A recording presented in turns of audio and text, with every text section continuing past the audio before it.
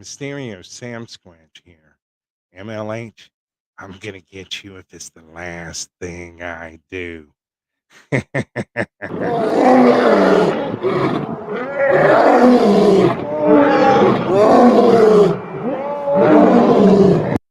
don't ever slow up, no I don't take shit. I got no love for the fakeness. If you wanna play tough and wanna hate this, I'll always show up.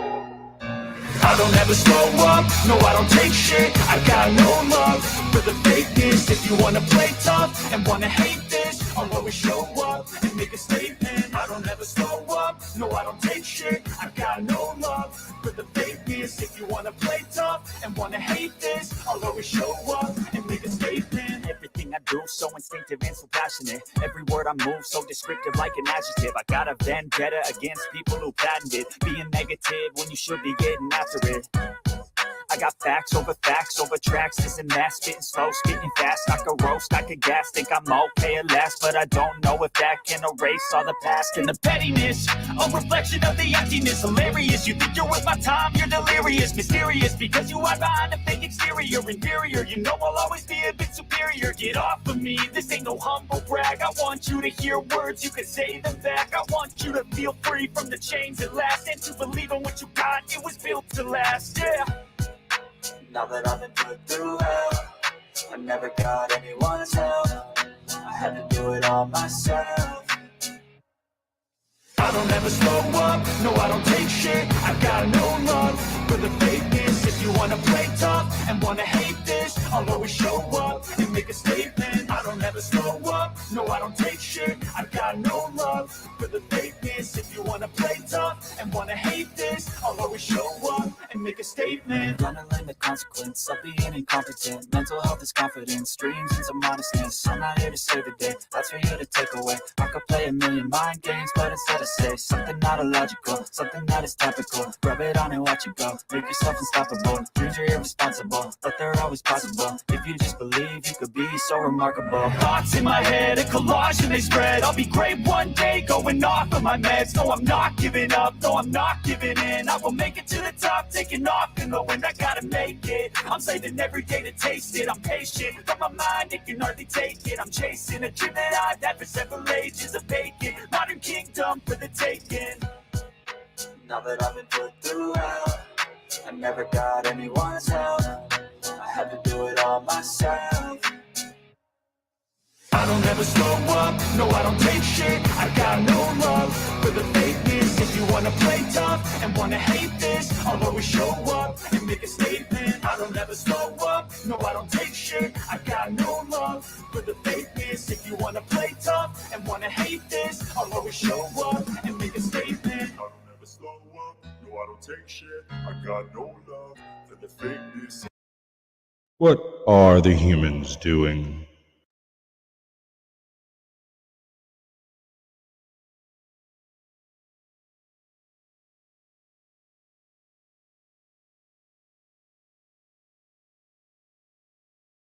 Hear me? Y'all can't hear me at all, can you? We're professionals. All right, folks, how are we doing today? Blue Unicorn? Othin? Othin? Othin? Uh, uh, Something funny about a blue unicorn.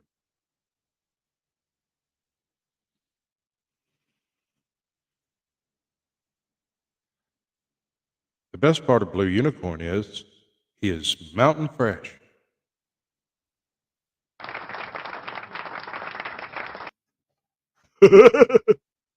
Okay. So yeah, no, 1,500 subs and I have no idea why. I mean, you crazy kids are just absolutely amazing. I can't I don't even I mean, I don't know how to do this kind of thing. This isn't exactly what I'm great at. I usually just ignore uh things like this and move on as if it didn't happen, but people seem to think that I should do things when things happen. So I guess the thing happened and we're doing a thing. So this is the thing that we're doing. I have assembled a handful of videos. A couple we're going to pretty much watch in their entirety. A couple are more along the lines of I want you to see how they do stuff because I want you to go to their channel and watch what they're doing. And then at the end of the show, towards the 45-minute mark or so, I've got a bit of a. I'm going to try to do a kind of a spin on what MLH does with his comment show. But YouTube has been like weird with my comments recently. I don't know if it's because I got so many subs and they changed how they send them in or whatever, but I'm getting like huge lumps of comments from 2 or 3 months ago that are just popping into my YouTube studios all fully formed from like Zeus's head or however that happens. And I'm sure you people have been absolutely on top of it. Hey, Princess, welcome to the show.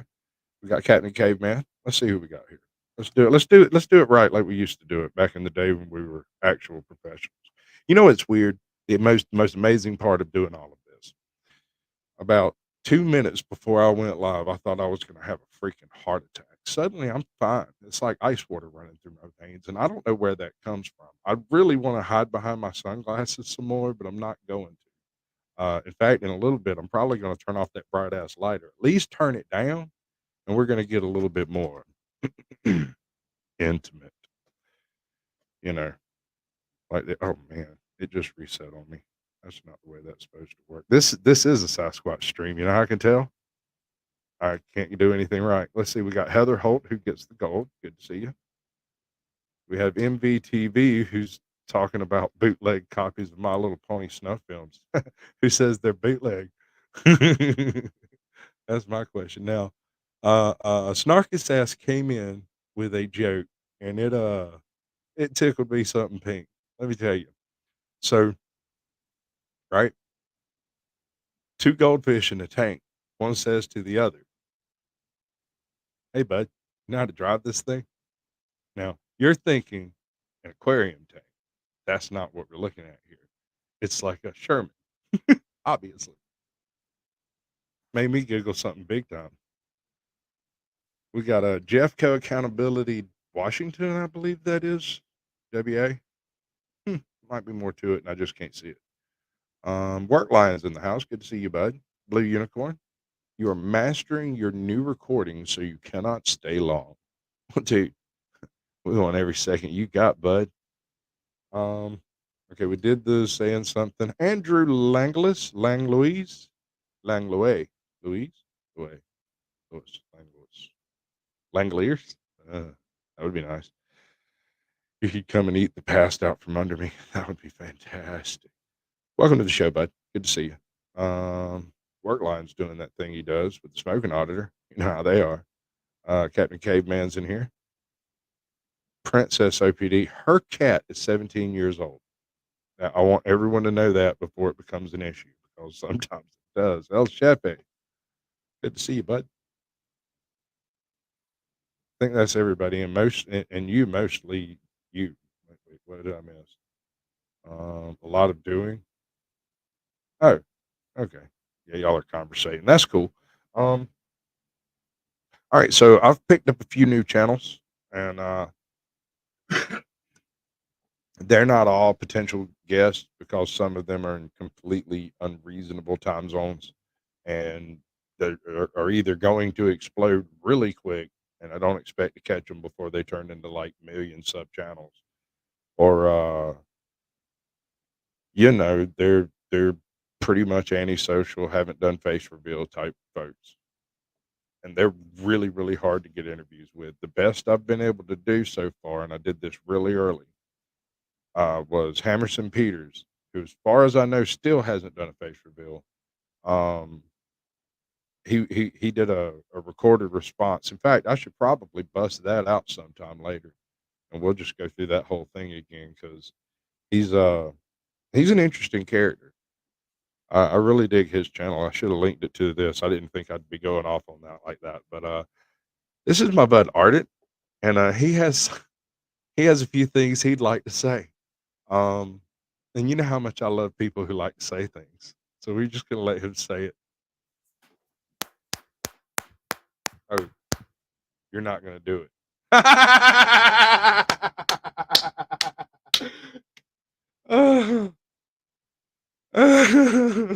It is so funny to me. I don't want to find out why. I So just let's want it talk to about freaking work. fucking My idiots with man fucking paintings starts and by. soup.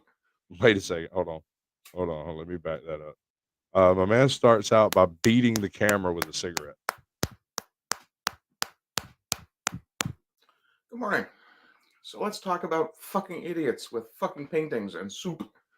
Idiots with paintings and soup. Okay. Tell me, what have I missed? Personal anecdote. Back when ISIS was active in Tunisia, and they might still be for all I know, Oh my God, you are absolutely horrible to me. I hate you, computer. I dislike you. I dislike you so much. We'll let it freaking buffer for a second. um, I don't know. It's not going to. It's just going to be freaking weird. All right, let's try backing off some. We'll dump that. yeah, not much coffee left. Dump that. Definitely dump that. But back when ISIS was active in Tunisia, one of the things they did was go to the old Star Wars sets and knock them down.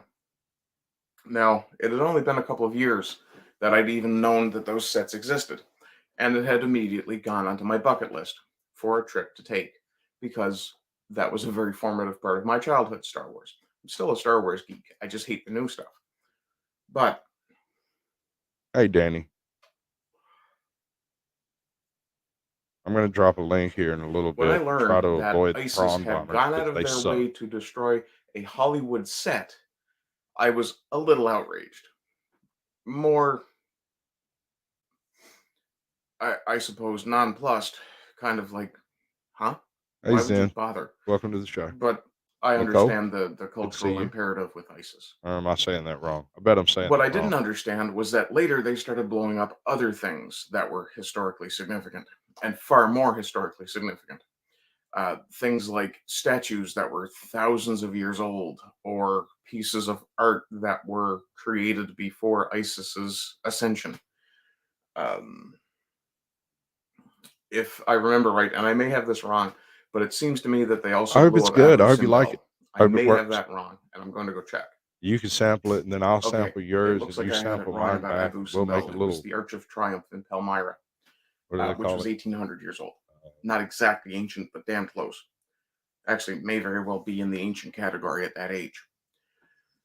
But my point is that, and everyone's seen the clip by now of those two young fuckwits throwing soup at a Van Gogh. And I'm sorry Wait, for what? anyone who pronounces it Van Gogh or Van Gogh.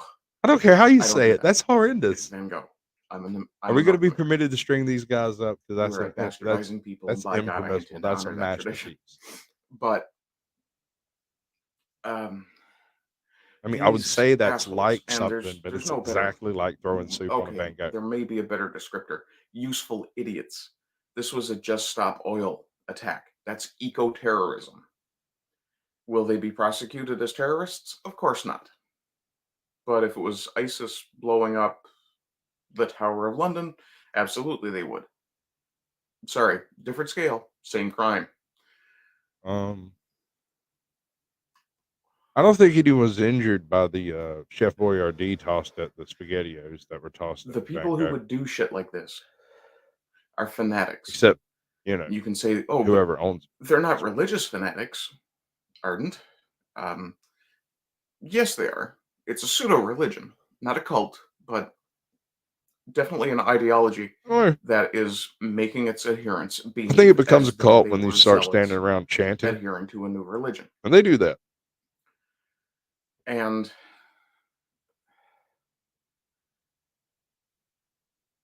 while I don't necessarily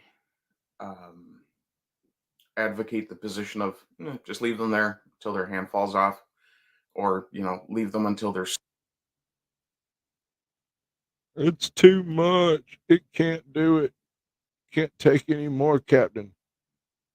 I can't drop any more. I need all of those. I'm not going to do skin it. grows out enough that We're just going to have the to tough it super out, glue folks. doesn't matter anymore, Hang or with cut their me. hands off at the shoulder. No, I don't necessarily advocate that.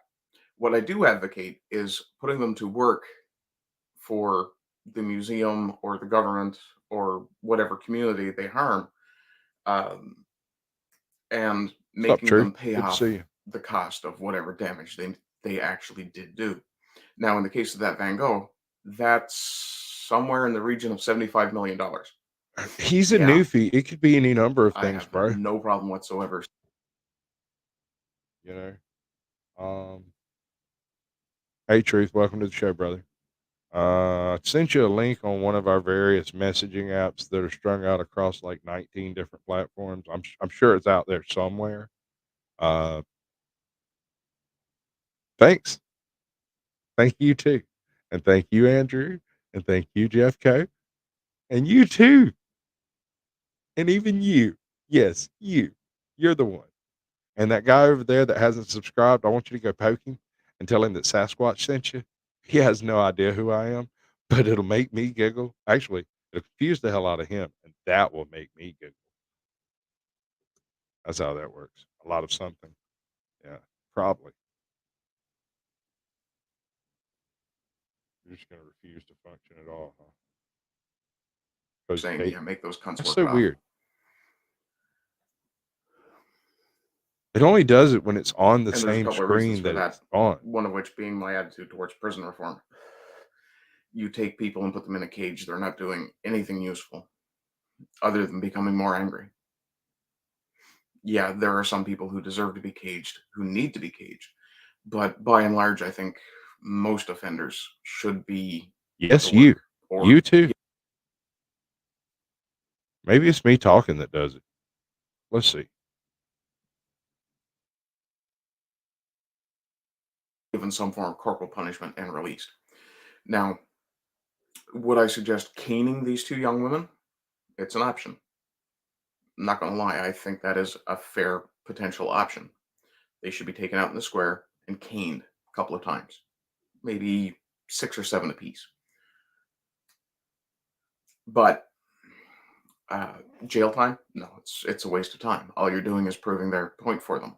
Oh, we tried to save the planet, and now we're being persecuted for it. No, you stunned cunt. You weren't trying to save the planet.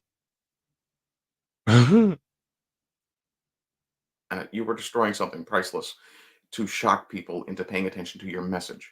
That's not how you get a message out. You get a message out by speaking. Do speaking tours, do speaking engagements. Being controversial will get a message out. Free admission. Oh, wait, no, if it doesn't pay, you won't do it. Because you're middle class capitalist offspring. Yeah. And that's not to disparage middle class capitalists. That is so I'd like weird. to be a middle class capitalist at some point. Currently, I don't know, working class schlub. But my point is that this needs to be treated That like is so terrorism. weird.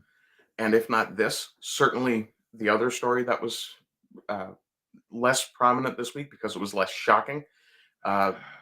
I don't know if it was the same Welcome to the organization. I don't Sasquatch know if it was stream just Stop where we Oil can't or watch Slate what we're Britain or looking who at, it but we was. can't look at But they what were we're blocking watching. a road, preventing kids from getting to schools, preventing ambulances from moving. Anyone who blocks an ambulance should be immediately physically removed from where they're attempting to do so. I really don't think flogging would be too much to ask for in the case of It's a blocking crime to block ambulances. an ambulance. Whether it's a crime on the I mean, books or publicly. not, I'm it's a talking crime like to block an ambulance. straight up out of Starship Troopers, public flogging. And there was a Cat story of nine from, tails. Professionals. I think it was last year, about someone who was trying to get, I believe, now the details are a little muddled in my memory. That's true, Andrew. But I Freedom of believe speech. it was You're this expressing fellow's your mother opinion, whether it's had with the suffered a cop or stroke. someone And else. he It was doesn't attempting matter. to get her to a hospital.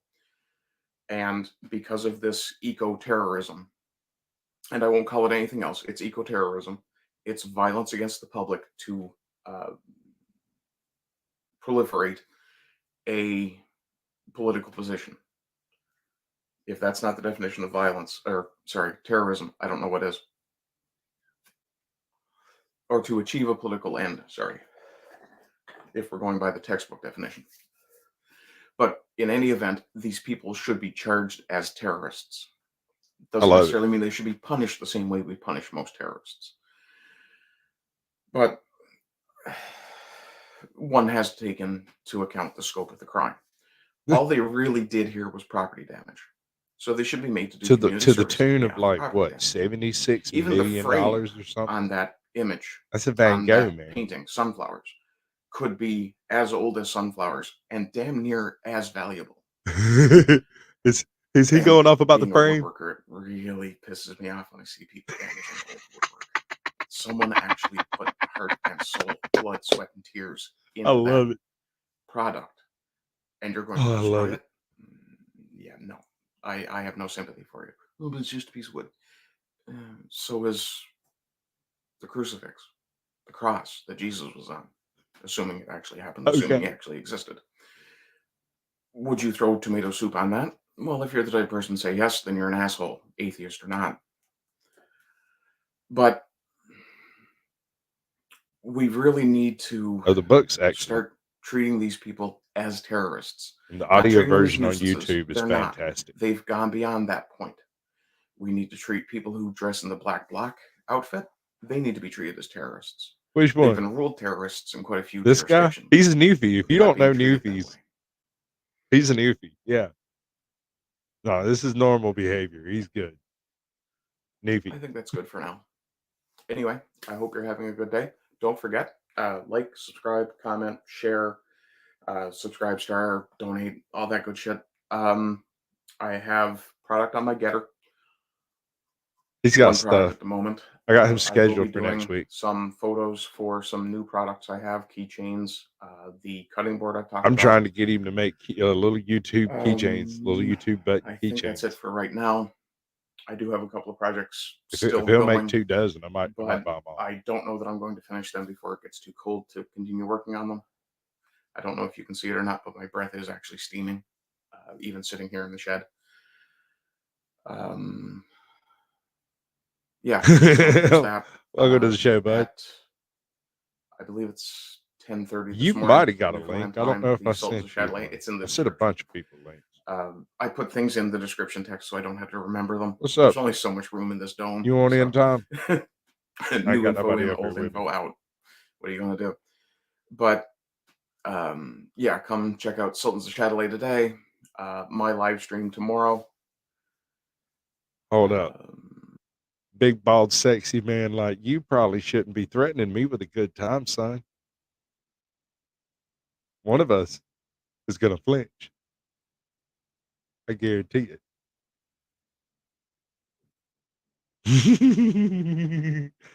Yeah, you know that bald bitch. All right. And this is one of my favorite YouTubers. I discovered him, I don't know, 2-3 months ago. He was brought to my attention by Queen Bird. And as soon as I heard him talking, I knew I had a true piece of gold here. If you go back through some of his earlier stuff, it's a little rougher, but it still has that polished, scripted look. You know what I'm saying? That as a podcast, an audio podcast, I think he'd go down like gangbusters. I really do. Hey, 357 Sig beats 9mm. Good to see you, bud. I've been practicing. Can you tell? Let her roll. But did Yeager have any regrets about not going that direction when he had the chance?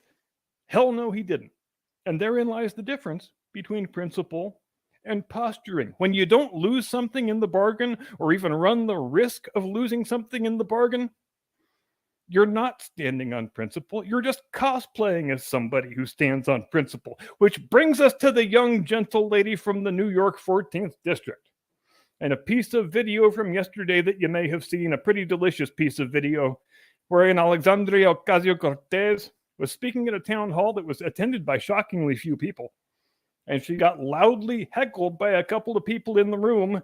I won't say in the crowd because there weren't enough people to call it a crowd, over her enthusiastic, like unwavering support of Joe Biden's proxy war with Russia. If you're a regular viewer, you will have heard me express wonderment from time to time that the anti-war left seems to have ceased existing entirely. So it was refreshing to discover from this video clip that there actually are a couple of leftists in the country who still don't like open-ended overseas military adventures with unlimited price tags. And personally, I agreed with just about everything these two guys said. AOC seemed pretty flustered by the whole thing, but in a shocking departure from her normal pattern of behavior, she did not immediately jump on Twitter and announce that these two guys had almost raped her. So I guess that's progress, right? Now, the hecklers, they were standing on principle. They were saying, we voted for you because you said you were against things like this. But then as soon as there was a Democrat president in office, then you became some sort of enthusiastic Dick Cheney-style neocon warmonger who never met a proxy war that you didn't like. We thought you had principles. We trusted what you told us. You said you were an outsider, not beholden to anyone in the establishment. But then you just turned into another pathological, lying establishment politician who has no other concern but maintaining your power and your prestige and your position. You said you thought foreign military entanglements were bad, but here you are, happily rubber stamping Biden's proxy war and not uttering a single word of criticism against it. In other words, AOC has proved by her words and actions, or lack thereof, as the case may be, that her principles extend only so far as potentially having to pay a political price for saying something that's unpopular in your own party, or that isn't approved by the media Democrat industrial complex. If it's something that threatens her chances of re-election, or threatens her celebrity status, or threatens the lavish lifestyle to which she has become so accustomed, she's going to keep her damn mouth shut. And we know all too well that AOC fancies herself some sort of feminist icon. But let's compare her with an actual feminist icon, shall we? And a woman of actual principle, not just a preening poser who pretends to cry over empty parking lots, but only when it's politically convenient. Jeanette Rankin, Republican of Montana, was the first woman ever elected to the House of Oh, we're there again. Cool. Representatives That's in so 1916, at a time when only 5 states had extended the franchise to women. She's also, full disclosure, a distant relation of mine. Her middle name is the same as my last name. Was it just that, or did everything freeze?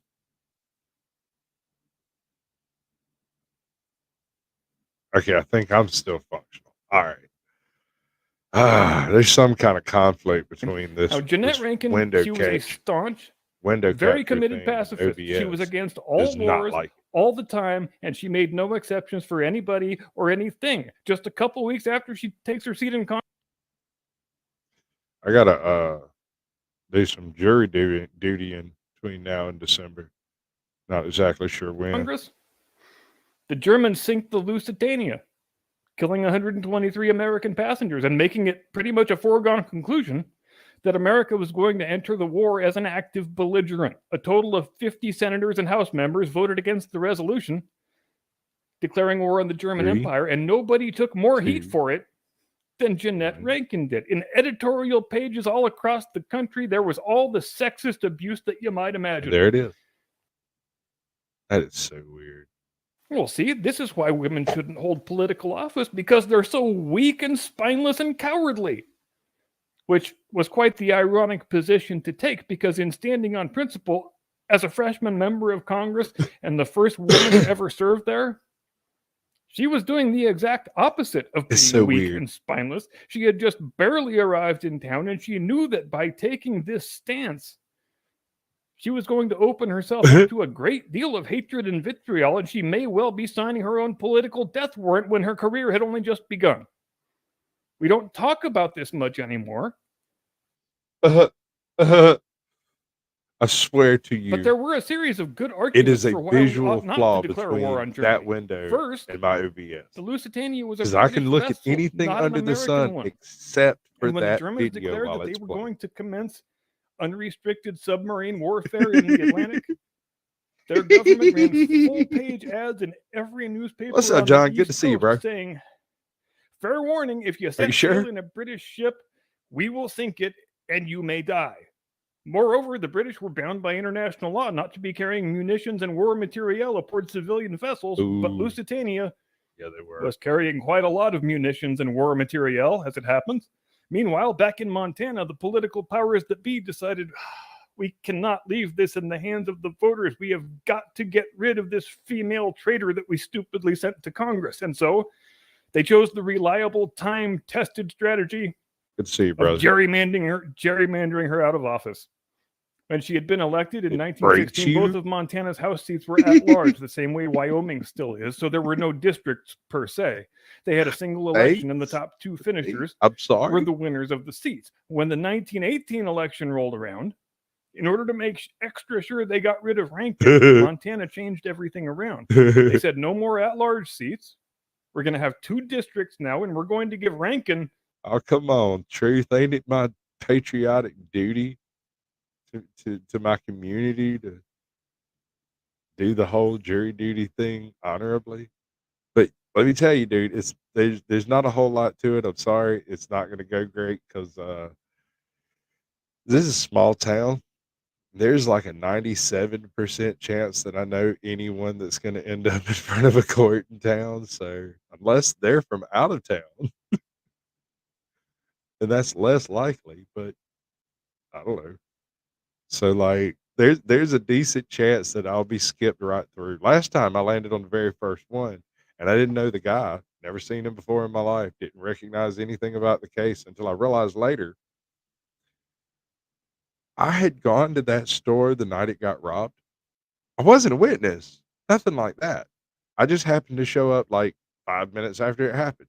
Place was closed down. It's the first time I'd seen a 24/7 jet closed in like a long time, and it was like an unhappy scene. Everybody was all sad. There were cops everywhere, and I was just mad I couldn't get my cappuccino. I mean, everybody has problems, you know. Got to make decisions, I suppose. All right. So that's Captain Curmudgeon, by the way. He's one of my favorites. He reminds me of like what would happen if like uh Dennis Miller had an angry love child with like Bill Maher. I don't know. Like I don't know. He might not appreciate that that analogy. I'm sorry, dude. I don't mean to be offensive. I just don't know what's offensive on the West Coast. As far as I can tell, it's everything. So I'm just gonna freeball it out here and see if it works. Cappuccino, yeah. No, I'm not joking. I'm dead serious. That was the only place in town at the time that had a cappuccino machine that worked. It was a decent cappuccino too. It wasn't like a real crappy one. It later became a real crappy one because old machines suck. That's the way that works. Right? Yeah, way too many people to actually do jury duty in the town that you live in. The only upside to this is it is a pretty big county, and there's a few towns in the county, and so there's a chance that I might not know them. I'm older now. 10 years ago, I knew absolutely everybody that was functional. 9 times out of 10, I'd either worked for or fired most of them. That's terrible. Eagles Trekker, good to see you, bud. Welcome to the show. All right, so wait, which one is this? Oh yeah, no, Sabretooth Nomad has released a new video. I think I shared it earlier on my community post. I mean, like, if you like the whole YouTube paleontology concept, he's an actual like he does a really good set of visuals. They're amazing. I'm going to show you a little bit of it. This one in particular is not his new one. This one is almost, I think, a year old. I think it's almost a year old. It doesn't tell me on the computer. It tells me on my phone. Why doesn't it tell me on the computer? It's because they all suck. I think it's about 4 months old, actually. And now this one's going to do the thing that I hate. Things that have helped our ancestors colonize new regions. What's perhaps more interesting, though, is how they began their migration to Australia, as they have used the technology that would revolutionize exploration for thousands of years to come. Up until 65,000 years ago, according to archaeologists, the only means of long-distance travel was walking. But the populations located in Borneo had a different idea. The humans roaming the coasts of Borneo probably noticed land far into the sea, and the curiosity might have driven them to attempt to reach it. This in turn, over hundreds or thousands of years, might have led them to the invention of canoes as well as sea travel. The advancement of sea travel has allowed humans to reach lands in which the ecosystem has completely developed in isolation, wildlife totally unaware of the human threat. This gave our ancestors all the advantage they needed to not just survive, but to actually thrive. The first over the sea migration probably started in Borneo, where the local tribes must have crossed to Sulawesi by water, followed by a I disagree. All right, so I'm pretty much of the opinion that we developed something resembling a boat or raft or something similar before we developed fire. There is no necessity for fire to actually get on a boat and float around. What's up? What's truth? Um, you can totally do every step of that's required to develop a boat or a houseboat even with no necessity of fire whatsoever until you actually started trying to cover it with like skins and stuff. You don't need it. So it's possible that travel on the water was more common way earlier than we think because every time we find a very, very, very early boat, we later find a much, much earlier one. And they just keep on going back. Pretty much hollowing out a log is not a brand new idea. Been around a while. And stick floats. Somebody noticed it a long, long time ago. To the flinch bit. You'll flinch. You'll flinch. I promise. Look, man, don't threaten me with a good time, boo. You're gonna have to catch up to the show. Or this is gonna be no fun. It'd be like picking on an infant. I mean, literally traveling in time on you. It's not fair. There's no way that's gonna work. crossing of multiple small islands, they made their way to New Guinea, which was still at the time connected to Australia by land. Those first few tribes that inhabited the surface of Australia must have been completely shocked at the difference between the two continents they had the pleasure to see. The unique situation of Australia being completely isolated, surrounded by sea for the past 40 uh, million. Unnecessary. For the most part, if you look at the way traveling kayakers travel today, what they do is they have a small pup tent or something along those lines. They carry it with them in their kayak or canoe or whatever, and they travel wherever they want. I mean, there are very few places, at least east of the Mississippi, that you can't get to with a canoe. A decent kayak is even better if you're a skilled kayaker. Um, Pretty much the rule is you have to be able to carry it, 100 yards because you may have to portage, which means you have to carry the kayak as well as everything else that you're bringing with you. So uh, it's no fun at all. And at least where I'm at, the biggest portage you'll have is about 4 foot. You got to pick your kayak, slide it up over the beaver dam to get to the next layer up, and then you're good. You're back in navigable water again. I'm not sure how that counts legally, but I'm pretty sure if you can stick a canoe in it, it's navigable.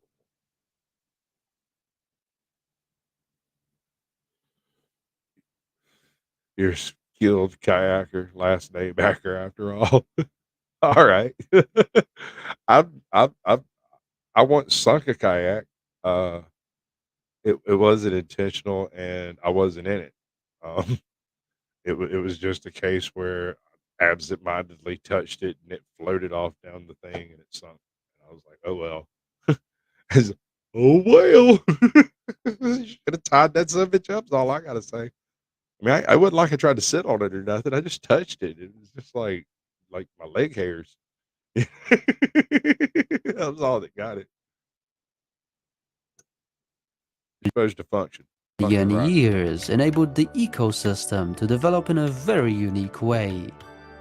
Our seafaring ancestors who walked the Australian continent must have witnessed strange animals, such as the now long extinct Diprotodon at 3,000. Um, Actually, that dude and me, I'd like to have a smoke a big fat tater and have a big long conversation with him because he's got to be along the right tracks. Just like, all right, fermentation has been with the human species since before the human species was the human species. Rotten fruits are a thing. figs are one of the best fermenters on a tree that you can find. If you get some figs that go a little late in the season and get a little long in the tooth, so to speak, you'll have a whole freaking flock of birds just laid out around that thing. China berries are pretty bad too. When they start turning, you'll find a few birds flying into trees out in the woods for no apparent reason, which is absolutely hilarious. It's just as funny as you think it is. Right? The old berries. Um, but when it comes to fire, I think fire might be the reason we left the strand. I don't think we evolved on an open um, savanna. I don't see very much in the way of adaptation to a that dry of an environment. Some of us have adapted to it, but I don't think that's what the adaptations were for. We have a subcutaneous fat layer. We have the ability to create tears from our eyes, and not just at will whenever needed. Those tears are slightly saltier than the ocean, but only barely. Um, what else?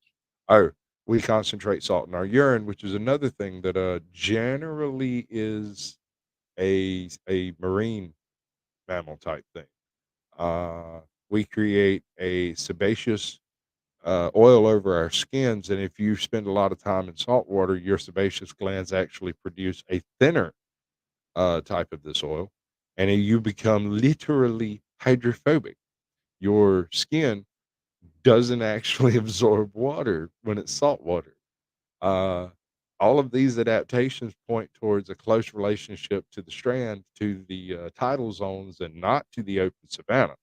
Our loss of hair, we wouldn't need the additional insulation if the water was around 90 degrees. I mean, if there's no chance of hypothermia, there's no need for a thick coat of hair. I mean, y'all are welcome to let me know when I hit a snag on all this. And when it comes to the mushrooms, that's just as likely as anything else. You combine that with the discovery of fire, magic mushrooms, and fermented fruit. You've got a relatively drunken monkey who is really, really out there, buddy. He is out there, and I mean in every way you could possibly be out there. He's out there. And it had to be one of them really out there monkeys sitting around going, "You see that cow over there? I'm gonna eat it." Now, how you gonna do that, George? Hmm. You see that stick? Yeah. I'm gonna stab him with a stick. Yep. That's what's gonna happen. I'm gonna eat him. Hey, come over here. I want you to jump up and go ooga booga booga. When he runs at me, I'm gonna stab you with a stick. All right. We don't have any beer, but here, hold my fig. All right, a true wild man. Exactly. A true wild man. Florida man before Florida was Floridering. Florida, doing that thing that Florida do. Do it jiggle? That's my question. Diprotodon. See, I really want to eat a diprotodon steak. See, I'm all down for them bringing back the dinosaurs. Kilogram mammal that was the largest known marsupial to ever exist, or Megalania, a venomous 7-meter long reptile which outweighed even some of the smaller dinosaurs. These animals evolved in total isolation for millions of years. The isolated nature of Australia has left them ill-equipped to face humans, and consequently, almost 200 Australian species have gone extinct within a very short period of 20,000 years after the first humans arrived. Interestingly, it Hey, was found Jot. that the Hey, Australian Jot. Hey, Jot. Join me. Didn't I? No, I never did. Oh my. Oh my. Oh my. Yeah, no, give me another few minutes and I'm gonna throw the link in there. What's up, Vanilla Gorilla and Gypsy? The Gypsy and Vanilla here, this guy. Here. That is a long channel name. They do most recently they've been doing some travel videos and stuff. So doing stuff. Gettysburg. They went through like Gettysburg and Kentucky, northern Tennessee, maybe down in there. I remember Gatlinburg, not Gettysburg, Gatlinburg. I seen that one. What does Sasquatch? All right, so I've already deleted a couple of them. Captain Curmudgeon, Arctic Party, which I found Arctic Party a couple of weeks ago, thanks to the Shades Master. I think it might have been mandatory carry. Somebody tipped me off to him, and I turned on to him, and he's beating on that camera with that cigarette. He's got that look on his face like he's really fixing to explode if he doesn't get this out right now. And then he's like such a gentleman. It's absolutely amazing. It tickles me to no end. It's like, ka, ka, ka, ka, ka, ka. Soup. Those bastards. It was behind glass. That's good to know. I was really worried about it because, I mean, when it comes to a masterpiece, there is no power on earth that can replace a masterpiece. Once it is damaged beyond repair, it is exactly that, damaged beyond repair. Yeah, no, I mean, like, I can't be in absolutely every single, hey, strange and unusual, welcome to the show, bro. I can't be in every single premiere and live stream, but I really, really try to catch them at some point when I have a chance, you know. So I'll like pop in for a few minutes, tag it for my watch later list, and when it comes to watching later, I do watch later. Usually. I mean, there's a few folks out there like sometimes Lackluster be busting out a whole bunch of videos in a row, and I can't get to them all in the same week, but I'll catch up, you know. There's always tomorrow. Supposedly. But I like this dude's style. His visual style is absolutely epic and stunning. I mean, it's beautiful. Settlers at some point had begun falling behind technologically compared to other African migrants. The Right? theory is there wasn't much need to innovate since there was no threats, no hunger, and no hostility between clans on the Australian continent at the time. All right. So what you're telling me, and this is y'all's big theory, is these people moved to Australia and lived an absolutely idyllic life with no strife or war or concept of battle or anything like that, and yet they developed brand new weapons never before seen on planet Earth. I'm gonna throw a big old X to doubt out on that one, bud. Sorry, I just can't agree with it. Um, yeah, there's a lot about that we don't know, and I firmly believe there were people in Australia a lot sooner. It's just that these earlier people didn't identify with the land as being home. I also believe these people are related, A, to the early Bronze Age collapse of the civilization in the Mesopotamian region, all through the Mediterranean, actually, as well as a later cultural breakdown that took place in China and the East about 100 years after that. There was this thing that happened. Anyway, um, what I'm getting at is this: there came a point when virtually every city state all over the world decided that they owned a piece of the ocean, and they all developed that had a coastline, all developed a navy. And these navies went out, and for the first time in human history, you were incapable of traveling freely on the open water without having the proper papers or whatever you needed to be able to travel in that area. And imagine what this did to sea families, right? Suddenly they can't just go over there and meet up with their cousins who are also living on a raft or whatever. I mean, if you don't identify with land as home, then that opens every island on earth as being your, well, fuck you, Carrie. There's you one. Okay. Don't get testy. Don't get testy with me. We're friends, remember? Like butts. Only 45 minutes late. Nah, man. Mandatory carry revives exactly when he means to. Which means you can be as gay as you want, but you're not really late. You get here when you get here. It's cool. Um, so I got two more. Yes, I have two more channels. This is Blue Orangutan. I presented him before. He has an interesting series. Most of them are pretty short. They're like 1 to 2 minutes long. A few of them go as much as 5 minutes long. Um, Usually it highlights a specific animal, right? And he tells you most everything he can tell you about that animal in as short a period as possible. And so sometimes it's really, really dense, and sometimes it's kind of silly because there's not a whole lot about it, like a jellyfish. Well, how long can you talk about a jellyfish? But he can do it for a minute, 46 seconds or so. So it's pretty good.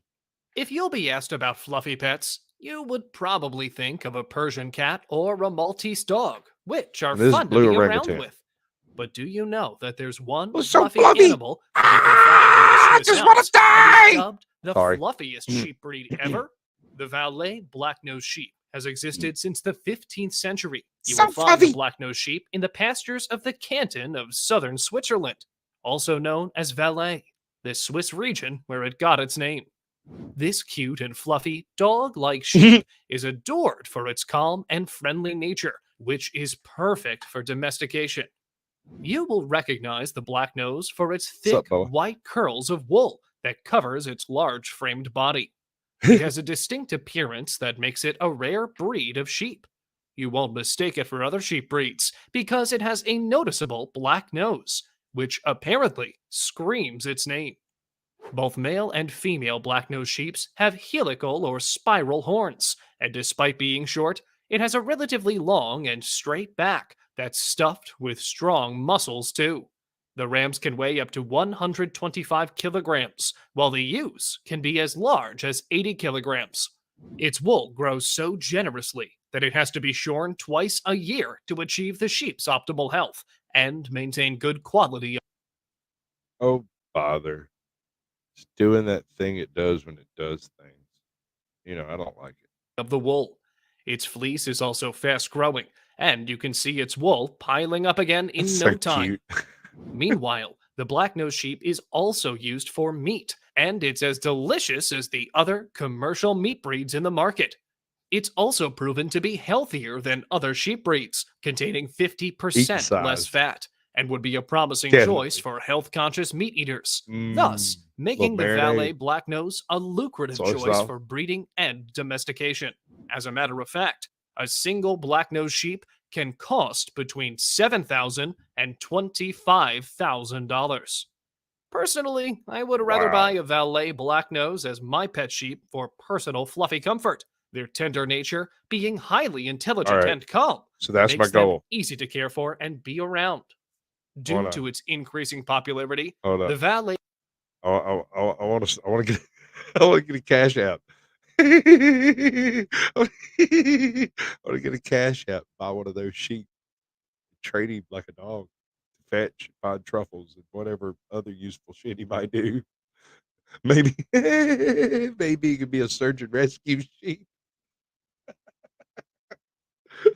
A bona fide tracking sheep. Oh, oh, I've tickled myself. This is not good. blacknose has reached other parts of the world, including New Zealand, United Kingdom, and the United States. Thank you for watching this video. You are I hope welcome, you Blue enjoyed it. Orangutan. Thank you Please for like and making that subscribe video. for more content. And he released one not too long ago. Do camels spit out their hearts? Newsflash, probably not. That's unlikely. I mean, that would seem a bit. It's like a nasal thing they do. One of those. All right, so that was Blue Orangutan. The first one over here was what's her name? Sabretooth Nomad. I really dig him. Like with an earth mover, big shovels type stuff. And the last one is Plainly Difficult. Now, this is a foreign channel. He's British. I guess the last two were probably both foreign as well, come to think of it. He's a bit more established. We're talking about 700 to 1,000 subs. So, you know, he ain't no slouch. But he's a real cool dude. And while I don't think he's actually done a face reveal yet, or if he did, I missed it. His voice will absolutely lull you to sleep while he talks about the most horrible things that happen. In this case, we're going to be discussing the Atomic Boy Scout. one of my favorite stories out of the whole internet. So, like back in the late 50s, there was a atomic Boy Scout badge.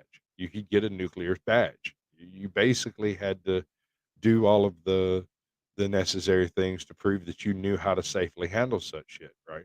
They never expected you to actually do it, right? So this one dude decided he wanted all the badges. And you know how these tryhards are, these people who want the full completion trophy from the game, you know? Well, he was playing real life nuclear Boy Scout material. Yeah, but it was alcohol poisoning, dude. It wasn't radiation that got me. He built a breeder reactor in his mom's shed and died from alcohol poisoning. Has hit the big time. This video is proudly sponsored by NordVPN. More about that later on. The idea of a teenager attempting to create a breeder reactor in a garden shed is equally worrying as it is impressive. The story is a case of someone who clearly was very intelligent, however not necessarily wise, as he managed to turn his mum's property into an EPA Superfund site. Of course, today we are looking at David Hahn, or better known as the Atomic Boy Scout. That's it. Yep, that's it. I love it. It's great. David was born in 1976 on the 30th of October in Royal Oak, Michigan, which is about here on a map. As a toddler, Right? his parents, Ken and Patty Hahn, divorced. When you find out that a video's been sponsored by Nord, just go ahead and get out your aluminum tricorn hat. Speaking of which, Ardent desperately wants you to make some YouTube button keychains. Just little wooden red. I don't know. I don't do that type of woodwork. I'm more of a framer and carpenter type. I build houses, not foot chests. I guess I could build a foot chest. It'd be ugly as hell though. It'd look bad. You'd have to come in and chisel a good chest out of it. Hey Michelle, welcome to the show. Good to see you. Have I missed anybody? Sometimes things jump pretty quick. No, I think I got y'all. That's cool. I appreciate each and every one of you. I can't tell you how much, man. It's absolutely amazing to me. When I started the channel, I was going to read westerns and sci-fis, you know, old out of print magazines and stuff. Any of them that I found on like Audible that didn't have a decent audio copy. And I ended up on a panel with some people, and I accidentally grilled. You've seen the Sasquatch Shields, you know what I mean. I accidentally grilled the channel host, and then it happened again. And somebody was like, you know, you should probably do that on your own channel. Okay, I could do that. I I'm a smart guy. I can do that. So that's what I did. I set up for panels and whatnot, and it occurred to me, you know, one of the problems with panels is you've got 10 people arguing at the same time. And most people who come into a channel that has 5 or 6 people on a panel, or most of them in the chat, are there to see one particular person on the panel. That's as it may be. That's all well and good. What I'm getting at is when you have an individual that you're talking to, you can parse down what their channel's about easier than it is if you've got 9 people on a panel and it's like, hey, what do you do with your channel? I film cats.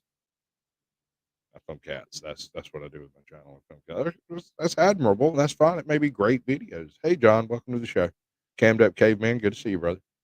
But really what it comes down to is film what you love. Do what you love with the camera. If you can figure out a way to film either yourself or what you're doing. Oh, there's another guy I come across recently. I'm gonna try to dig up his channel here in a second when we get into this whole second half thing over here that's fixing to happen. Meaning that David would split his time living in both parents' respective households. At an early age, he discovered an interest in science when given a book called The Golden Book of Chemistry Experiments. Several experiments required corrosive hydrochloric acid, as well as some other industrial solvents. I mean, the book was from the 1960s, and health and safety was kind of non-existent back then. I've had a brief Hello in flick through a Ohio. PDF of it, and I think the book is pretty cool. and very trusting in some of the things it explains. However, it was eventually pulled off the shelves for its slightly dangerous content. A lot of the timeline in this video is based off a secondary source in the form of Harper's Magazine from November 1998. Even though it's a secondary source, the writer Ken Silverstein had interviewed directly many of the people involved in the whole Atomic Boy Scout story. I've also read the IAEA report on the cleanup, and this has formed the basis of the information I have on the environmental impact of the incident. By the age of 12, David was reading college chemistry textbooks. It seemed he had been bitten by the science bug. In his early teens, he set up a home laboratory in his bedroom at his dad's house. Hey, However, Claiborne, multiple welcome to number the of show, brother. explosions and chemical spills sent his experiments to the basement. By the age of 14, he had managed to make Yeah, nitroglycerin, 94. I thought it was mid. showing both genius as well as a flagrant disregard for safety, which would be a good indicator of things to come. The move to the basement allowed his experiments to go further unchecked, as David dived into the world of chemistry even more. Although he did well in science classes, the rest of his school career wasn't going well. However, he did manage to find jobs outside of school, mainly in retail and fast food. This was to bankroll his experiments and to fulfill his dream of owning every element in the periodic table, including and especially the radioactive ones. One particular incident would change the location of his operations once again. One evening, an explosion left David semi-conscious on the floor after he had been pounding on red phosphorus with a screwdriver. Needless to say, this got David's laboratory kicked out of his father's house. Needing somewhere to experiment, he moved his lab to his mother's garden shed. Some worrying signs were not picked up by his stepdad and mum when David wore a gas mask for some of his experiments. Absolutely, David a was bad enrolled lad. into the Look Boy at him. Scouts of America in an attempt to give Hold up, my man. Look, he was over here banging on the devil's toothpick with a hammer. Mad lad, yes, and lived through it. It didn't do nothing but knock him out. He's so evil. Hell spat him back out. Oh Lord, what is that? It has gone away. Why can't I see it anymore? Dog food with grass seeds so the dogs can replant the yard. Kentucky Blue. Seed is in the gravy. What you think? I'm not gonna blow, dude. It's not gonna happen. You might be able to pull it off with the goats though. Maybe some of the fluffy sheeps we was looking at earlier might be able to get it to happen. Yeah, no, he only looks slightly crazier than Jim. That's true. Where's it at? Hold up, let me find it. No, I want that. That's the scene right there. experiments. Bam, David was enrolled into the bam. Look at that madman! Freaking headlights on that madman. Ooh, them deadlights are serious, ain't they? You imagine being on the receiving end of that when he was angry. Wake up to thymine poisoning or something. Oh Lord. the Boy Scouts of America in an attempt to give him direction and something to aim toward the rank of Eagle Scout. Now, to achieve Eagle Scout, you have to earn 21 merit badges. Some are compulsory, such as first aid and community badges. However, some others are up to the person to select. And of course, there was an atomic badge, Oh. which, as a side note, was sponsored by Edison Electric, so unsurprisingly, the pamphlet was very pro-nuclear. He gained his atomic badge in May 1991, and during his studies, he had got to know the workers at a local hospital radiotherapy unit. This would be important later on. David's ultimate plan after his research was to build a breeder reactor. Wait, what? My man's ultimate plan was to build a breeder reactor.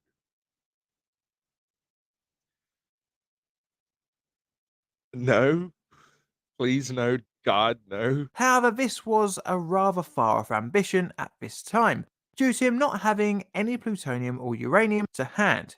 But he would try and change Hear this. this stuff. Remember, you saw it here first. Let's have a quick overview of what a breeder reactor is. A breeder reactor creates more fissionable material than it consumes. This is great as it creates more bang for your buck when it comes to fuel. A breeder reactor uses uranium-238, which is much more abundant than the rare U-235. I don't know, In man. theory, a breeder Either way. reactor can extract almost all the energy in the fuel. In comparison, a conventional reactor uses only around 1% of the energy available. Such a reactor essentially solved the nuclear waste Hey, Vanilla question. Gorilla, do me a However, this favor. type of reactor fell out of favor due to being I got a email running across the bottom of the thing.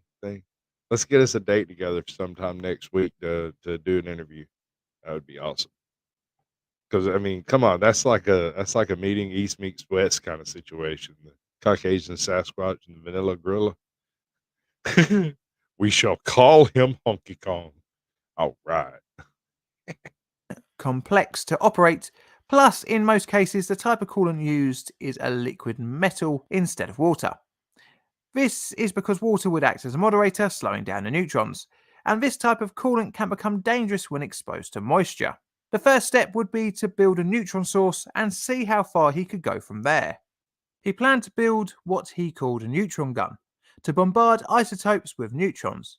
Easier said than done, as he needed to get a hold of some radioactive material. Using the pamphlet he had gained from his atomic badge, David started contacting the people listed within, for example, NRC and Edison Electric. And posing as a high school teacher, contacting the NRC proved to be very helpful in his plight for some advice on how to locate what he needed. All right. So not only did this kid decide he was going to build a breeder reactor, he went to the source for breeder reactors to go get nuclear material to make his breeder. They were perfectly aware this man had the capability, at least the source of material to do so with. Yeah, okay. All right. No. God bless America, right? David was put in contact with Donald Erb, Director of Isotope Production and Distribution. Erb was very helpful, offering advice on how to isolate isotopes. Wait a second. No. He went further. He went to the men that were making the breeder reactors to go get notes so he could build his correctly. As well as providing a list of ones that would be the best to sustain a chain reaction. Well, that would turn out to be a bit of a mistake. Now, armed with everything he needed to know, David made a list and set out to find the materials out in the wild, and surprisingly, many were used in everyday items, albeit in small quantities.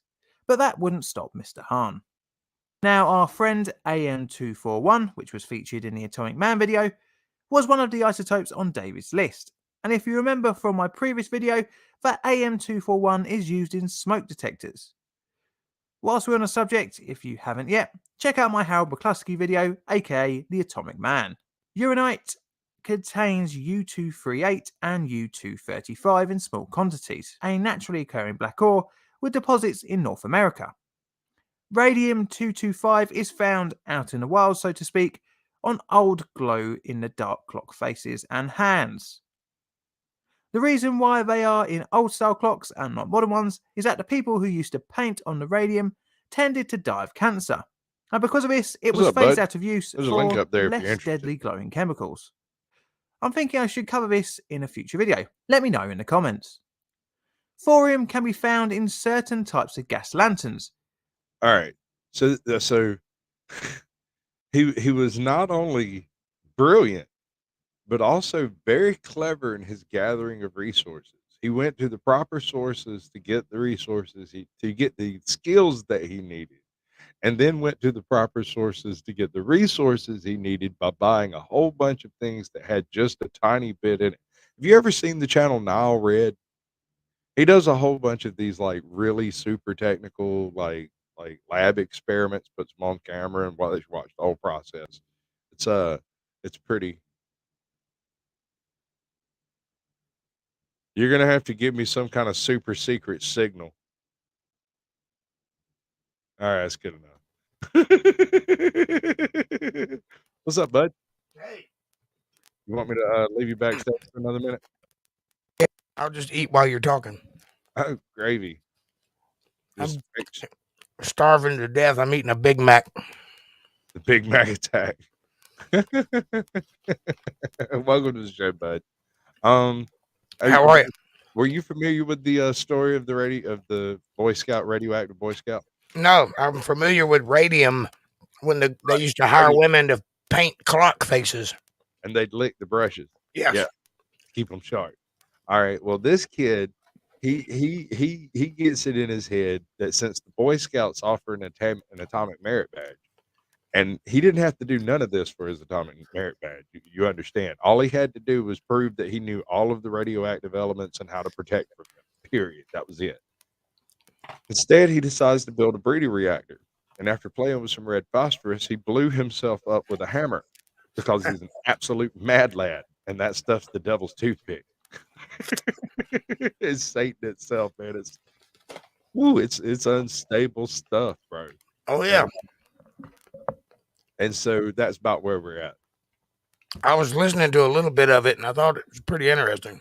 Oh no, this is the channel's name is Plainly Difficult, and it is absolute solid gold. The man will have 1 million subs in a year. That's awesome.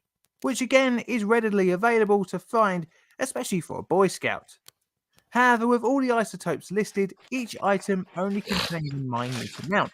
But Not easy to really find awesome. items such as the lanterns and clocks. You are correct. David accumulated these from anywhere he could, buying from antique stores and camping supply shops. Claiming it was for a report, David managed to get hold of a large amount, around 100 broken smoke detectors, at a fraction of the as new cost.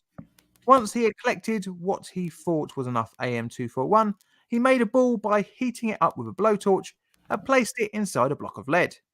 Inside said block, he placed a tiny hole to focus the alpha rays containing protons and neutrons. David placed in front of the hole a sheet of aluminium. All right. Aluminium Hold on. Explaining what this man did. I'm picturing in my head that he took the radioactive nugget out of the lead container vessel that he transported it in, heated it up enough to make a nugget out of it, and then coated the outside of that nugget with lead, probably by dipping it until it was sufficient to control it, and then drill a hole in it to create a beam, utilizing the reflective capability of the aluminum to concentrate said beam. Am I right?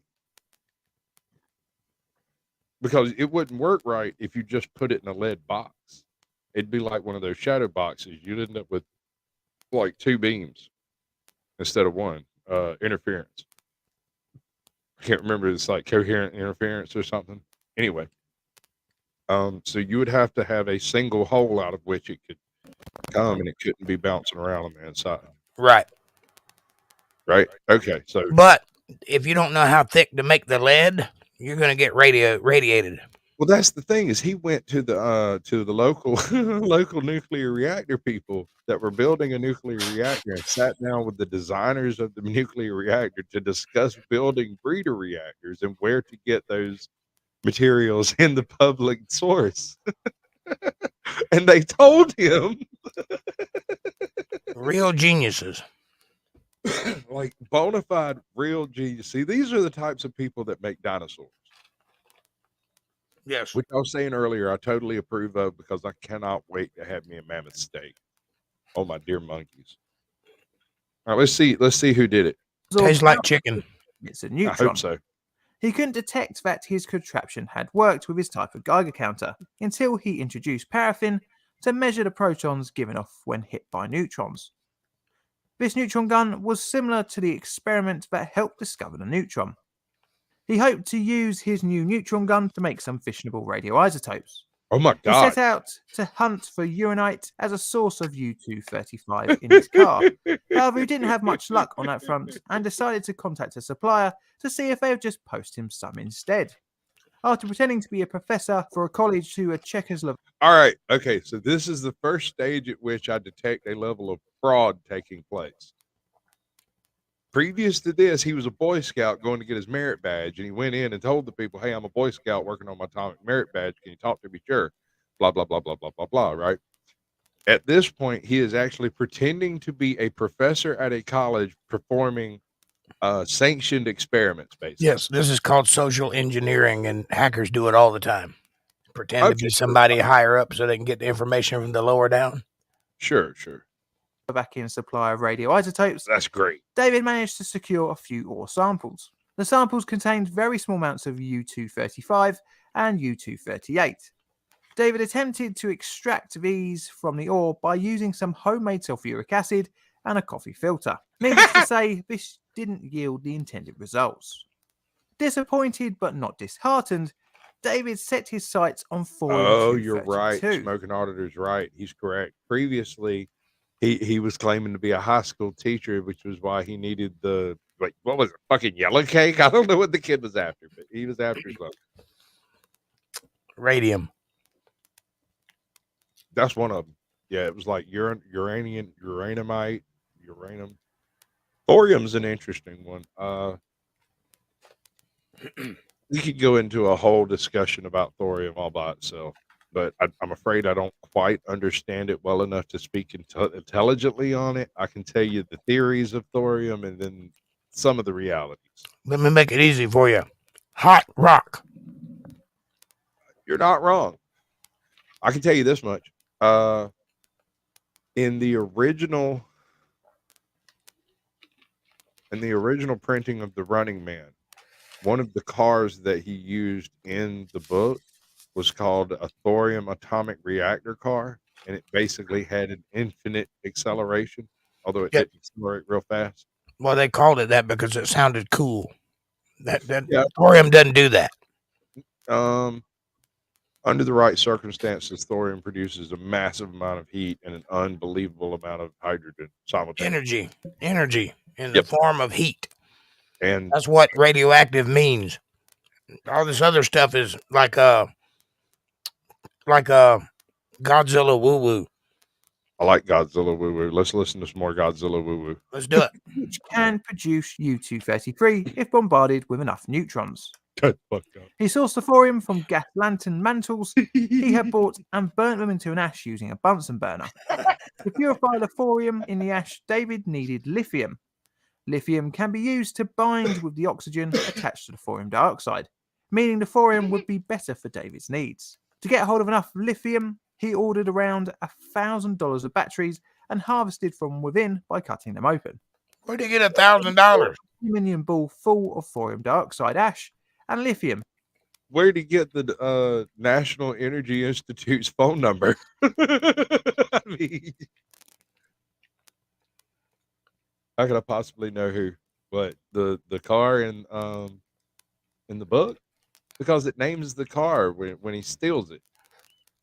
When he's getting into the car, he reads the side of the car. Intelligence stopping me? Only when... Oh, actually, let me tell you a secret. I got really drunk a couple of weeks ago. One of my last live streams right after it. I sat down and took about 10, 15, a pint and a half of shots and played 3 games of chess against Eddie Gannon, and he skunked me. It's the first time I've been beaten probably 15 years because I haven't played a whole lot of chess, right? Wait, you got beaten chess? I got beat 3 times, not just once, 3 times. Man, you were drunk. Well, let me explain. 2 of the times, neither one of us could figure out how I lost. It was one of those where the computer's like, oh, this is hopeless, just end it. But we couldn't figure out how it was hopeless. As far as I was concerned, I had him in about 10 moves, and he was convinced it'd take at least 15. But we could not find where I lost. I was convinced I had him. All the way up till it was like, it's over. I'm like, why? What? He's like, I don't know.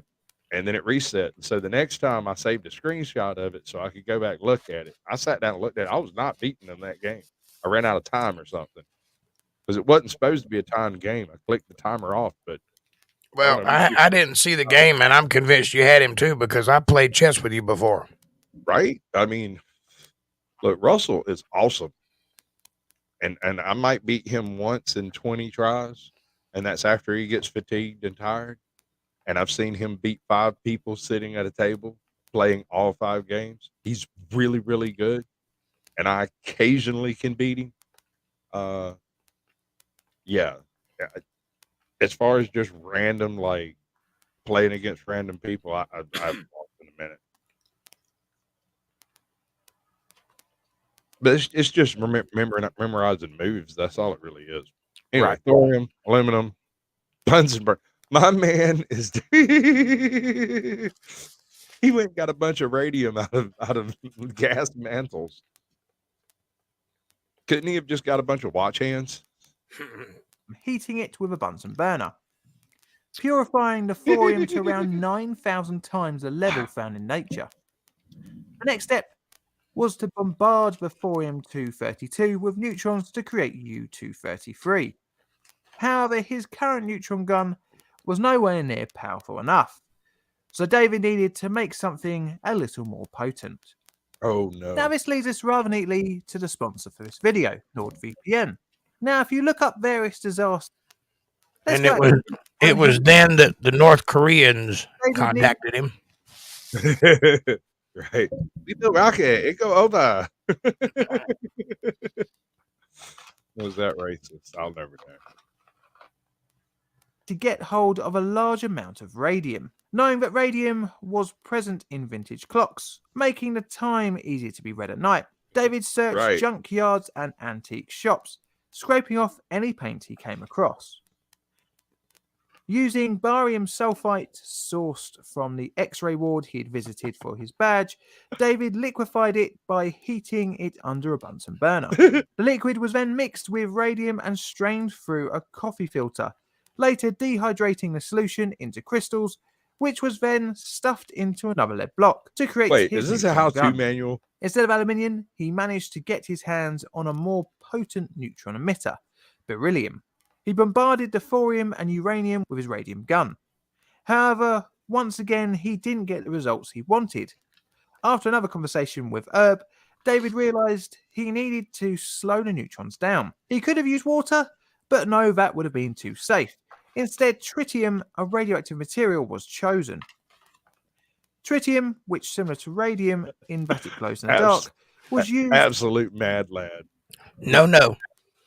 People like him are why we have radioactive plants that make nuclear power. Without kids that experiment with things they know way too much about, we don't have cars, we don't have space travel, we don't have computers. Think about all the things that have been invented and how old the people were that invented them. Do you know how JPL was established?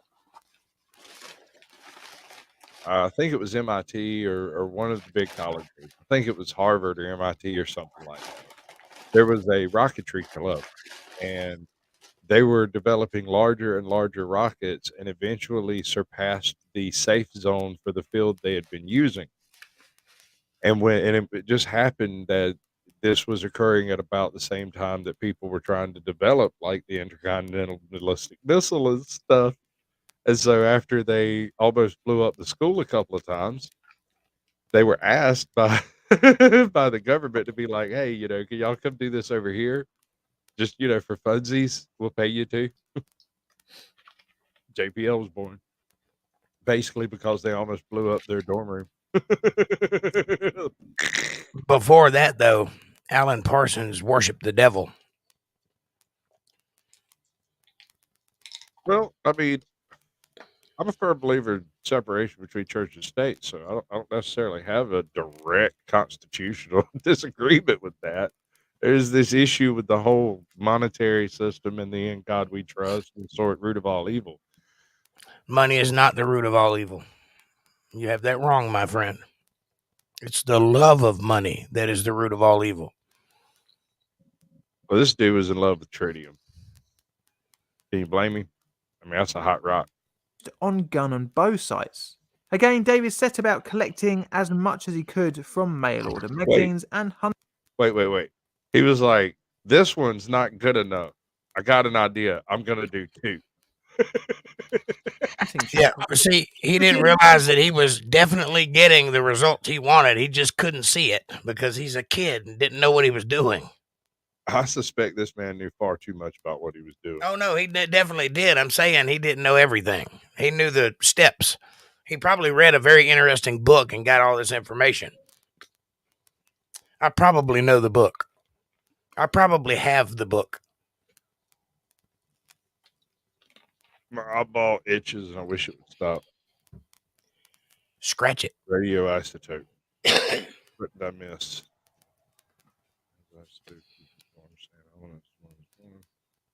Genius was loosely based on actual events. Yeah, that's the third time that question's come up in this showing. And the name of the creator is Plainly Difficult. He has a ton of great content.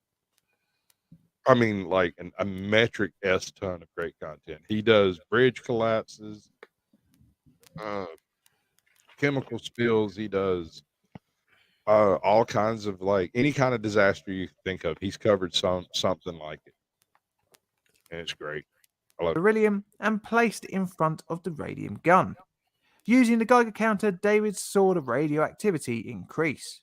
This was the point that David set about trying to build his breeder reactor. Great. However, the method was rather crude. No shit. Mixing the radioactive elements from his neutron guns, he encased them inside aluminium foil. This core was then wrapped in more foil with thorium and uranium powder. The whole arrangement was held together with duct tape. What little caution for contamination at this point was out of the window, as at least the guns were encased in lead. Again, the creation was monitored with a Geiger counter, which again showed dangerous levels of radiation. David was worried that the pile would become uncontrollable and decided to make his own control rods out of cobalt drill bits, but this yielded little effect. Starting to get worried, David dismantled his contraption as there were too many radioactive items in one place. The thorium was stored in a shoebox at his mum's, the radium and americium stayed in the garden shed, and the rest was... Hey, Mom, don't open the shoebox. Okay, honey.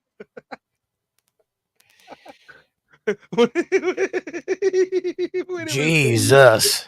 I just had a stack of 20s in it. It wasn't nothing that was going to freaking kill you. Hey, That's Mom, funny. there's this shoebox and that shoebox. Don't move them too close together. This kid has balls of steel. I'm telling you. At least coated in lead, because otherwise. He probably killed his whole neighborhood with this stunt. Actually, they do a cleanup coverage at the end of it. He covers it pretty well. The kid was expert. And I have heard of this story before, but I didn't know the details. Right. No, I that's why I love Plainly Difficult. He digs up stuff. Every episode's like a deep dive into whatever the hell he's looking at. Yeah. piled into the boot of his car. At 2:40 a.m. on the 31st of August 1994, David was pulled over by Clinton Township Police under suspicion of theft from a motor vehicle. The report came from residents concerned about David hanging around in the middle of the night. The excuse of "I'm waiting for a friend" unsurprisingly wasn't believed by the officers, and his car was searched. The contents of the boot were rightly a concern for the officers. Cobalt balls, yes. It had several balls of tin foil containing a mystery powder, as well as a toolbox wrapped in duct tape. Not only that, but Don't open that. Don't open chemicals that. and other partially dismantled artifacts in the boot as well. The police were Wait a extra second. alarmed by Hold David's on. warnings that the box Hold on. contained All right. So how do you label this box? Don't open for 32,000 years. Keep away. Big skull and crossbones. I don't think that covers it, man. I don't either. If you dropped into the well, you'd murder everybody in the county. He's got a sticker of Eddie from Iron Maiden on the front of it. All right. Okay, bro. radioactive elements. Fearing that it was an atomic bomb, the car was towed to the police station to be checked out by the bomb squad. Obviously, this was a bit of a bad idea.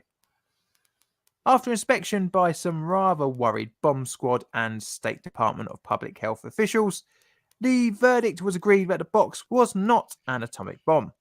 However, the box did contain thorium, not contained in natural amounts, and this triggered the Federal Radiological Emergency Response Plan. I'm surprised it didn't trigger the FBI. DOE, EPA, and FBI. David kept his lab secret. All right. Twice somebody's bopped in and bopped right back out. Okay. From the police until Dave Minar, a radiological expert, interviewed David. After the two Davids spoke to one another, and on the 29th of November, a survey of the back garden lab took place. It was found that only the shed had to be condemned, and it was sealed off to contain any dangers within. However, during the intervening time between initial arrest and admittance of the lab, David's mum had thrown out much of the shed's contents into the public garbage collection. The EPA undertook its own survey in January. So now the landfill is radioactive, and the truck drivers and the truck. There's another radioactive event that I don't know if he covered it or if it was a briefcase, but one of them covered it. And it was about this group of I think they were Russian hikers who were out doing their whole like hiking out in the wilderness thing, and they stumbled across what appeared to be an old scrap heap. And it was like one of the worst blizzards that had come through the area in the past 10 or 15 years.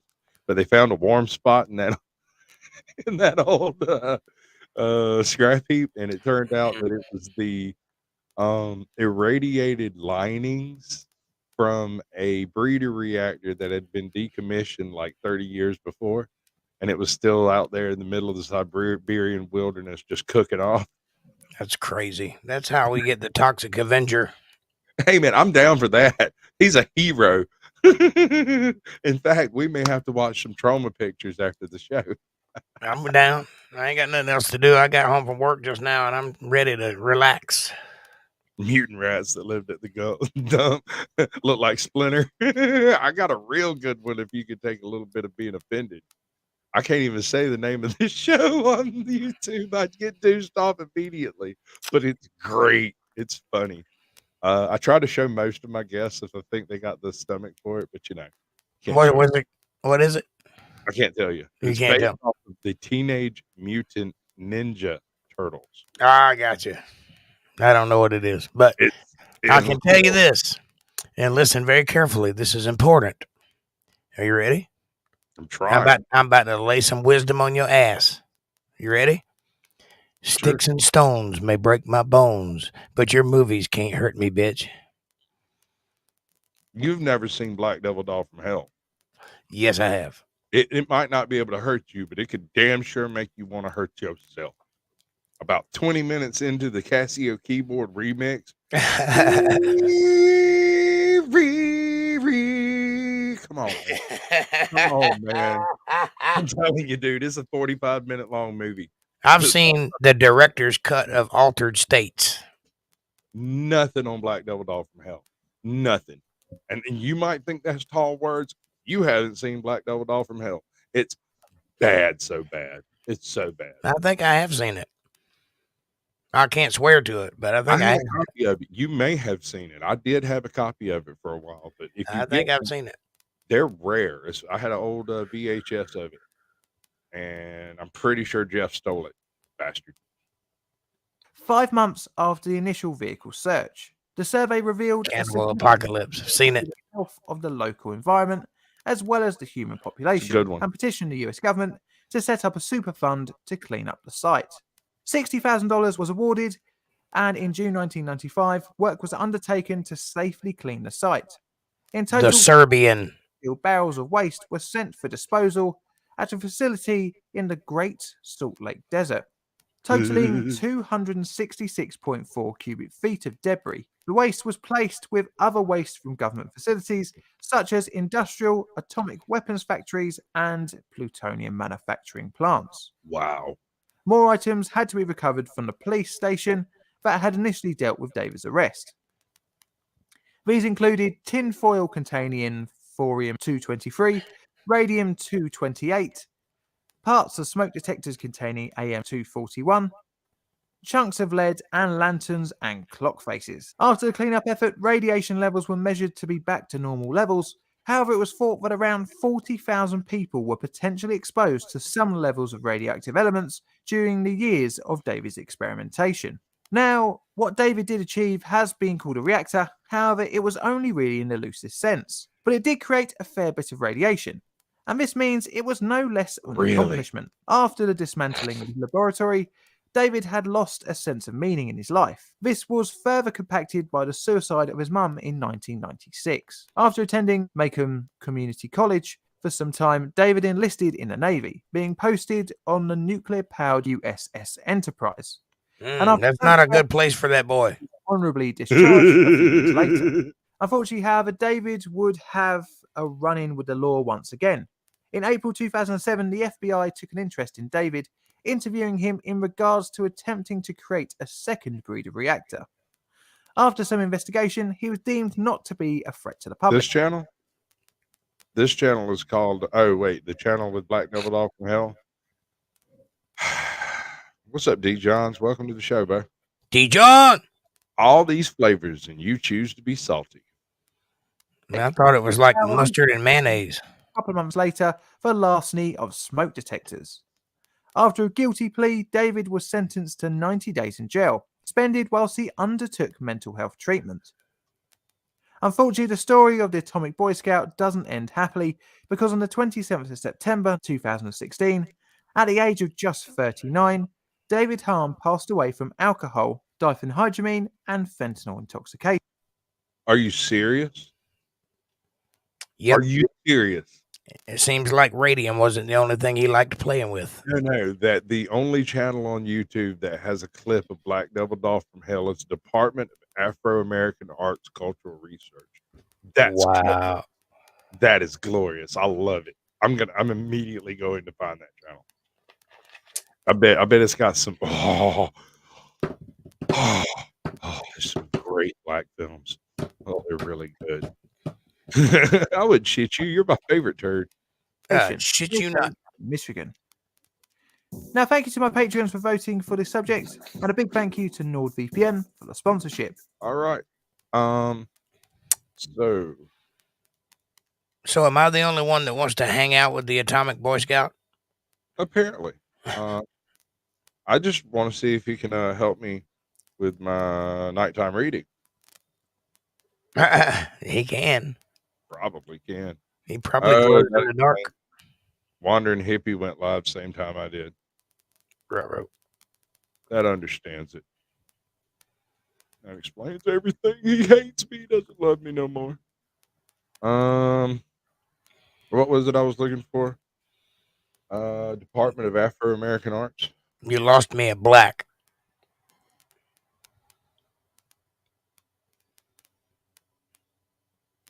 That's not how you spell love. That's not how you spell black.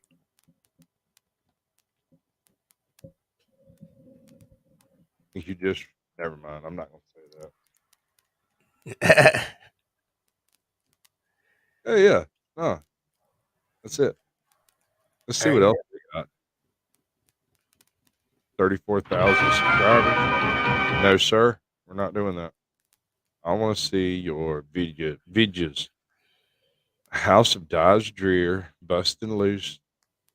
Preview clip of Big Fella. Ooh. Getting over. Kid from Left Field. On the Right Track. Some of these are really good movies. Paper Doll. Roll of Thunder, Hear My Cry. Have you ever seen that one? No. Oh, it's a good one. It's got all those black actors that you recognize today, but it's back then.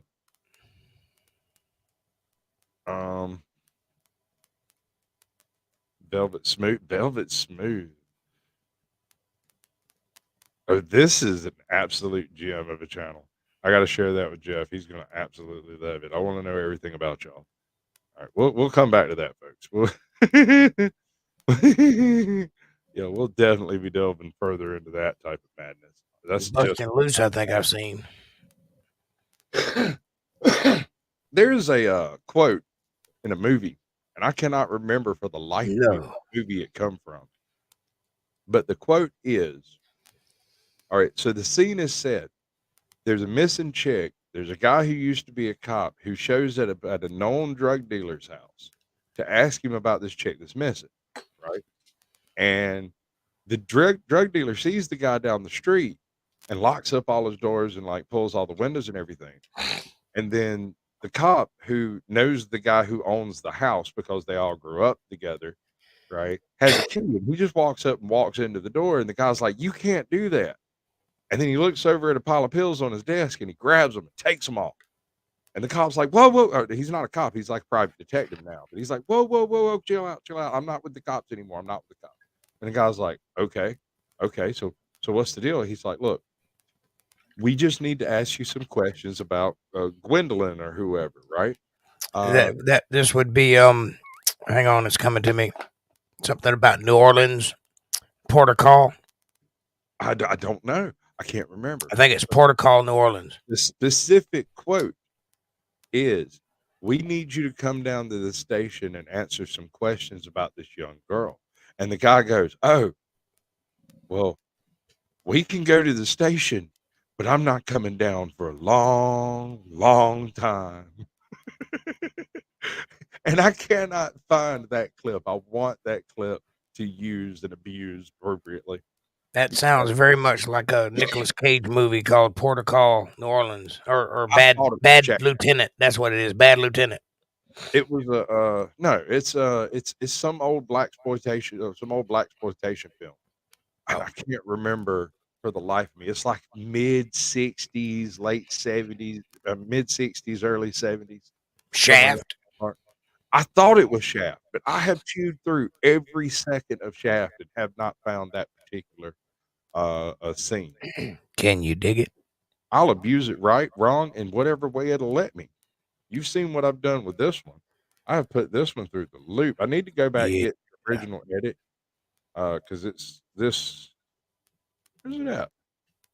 Got too much crap going on over here. This thing. You know about cars? I'm a paleontologist. Paleontologist. Oh, it's okay. There's dynamite in this bag too. I am a paleontologist. I'm a paleontologist. Paleontologists study really old. Was it I'm gonna get you? It might be I'm gonna get you, sucker. It might be. I'm gonna get you, sucker. It might be a much later movie than I'm thinking it is. Because if it was made in the mid '80s, it would explain why I haven't been able to find it. Because I'm looking in the wrong era.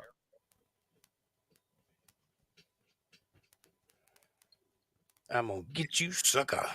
I saw that movie in a drive-in. In my mind, it is stored next to Dolomite and The Last Dragon, Bruce Leroy.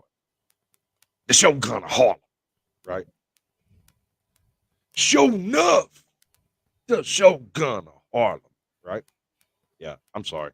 I love that movie. It's a great one. It's almost as good as The Last Starfighter. Hey, watch your mouth. What? Last Starfighter is an epic and fantastic creation. It's excellent. Yes. And he will be the leader of the Rodan Armada.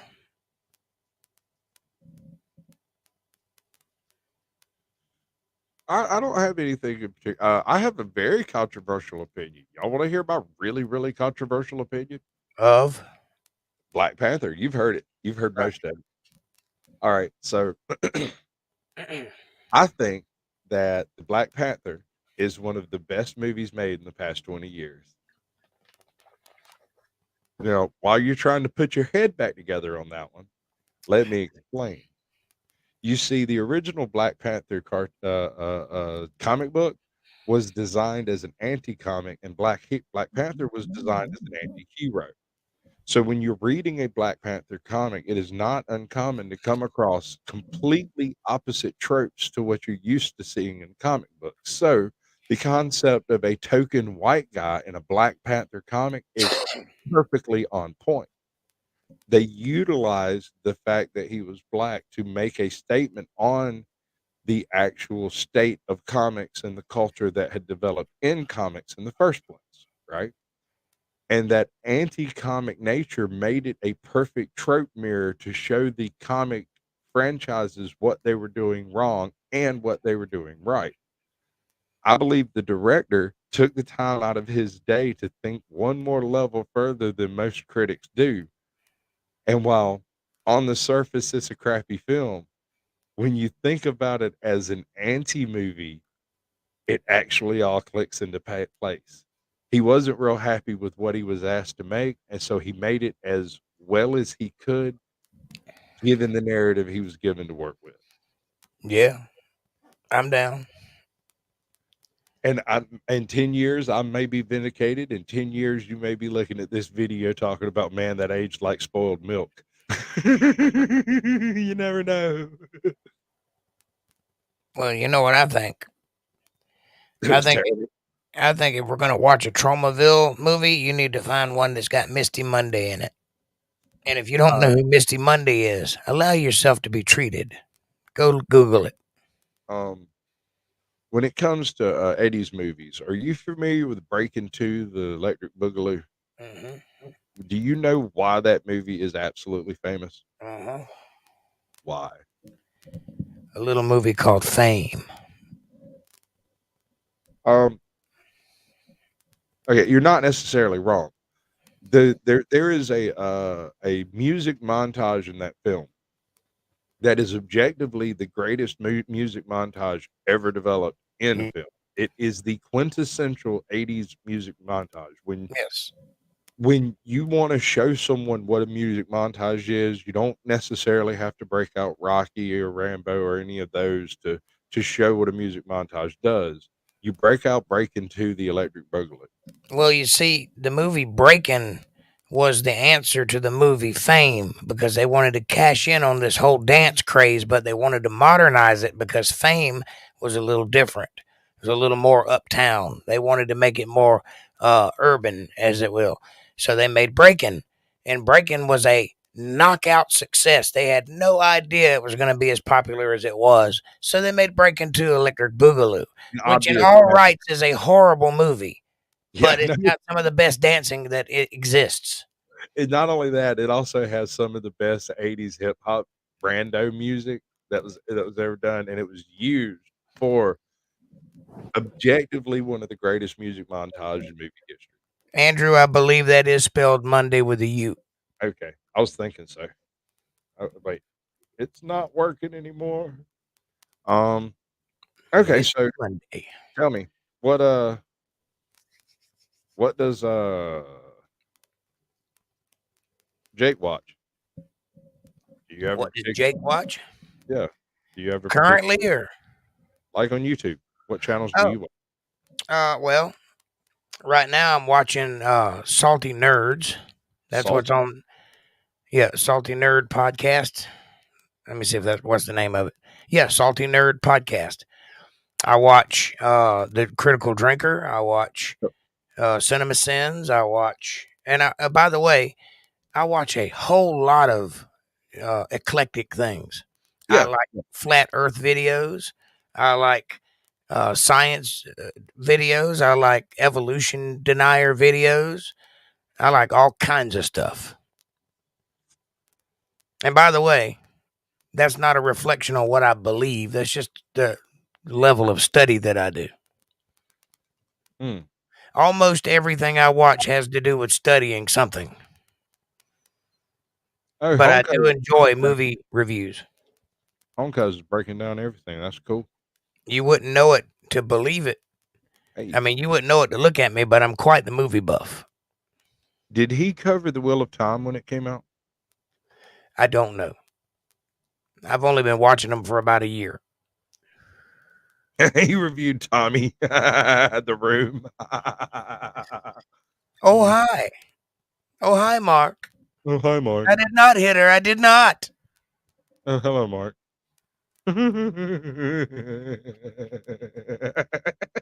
Sorry, I'm going back over that movie in my head, and it's That horrible. is a sexy Jew woman right there, by the way. Where? What? Right Who? in front of you. Sexy Jew woman.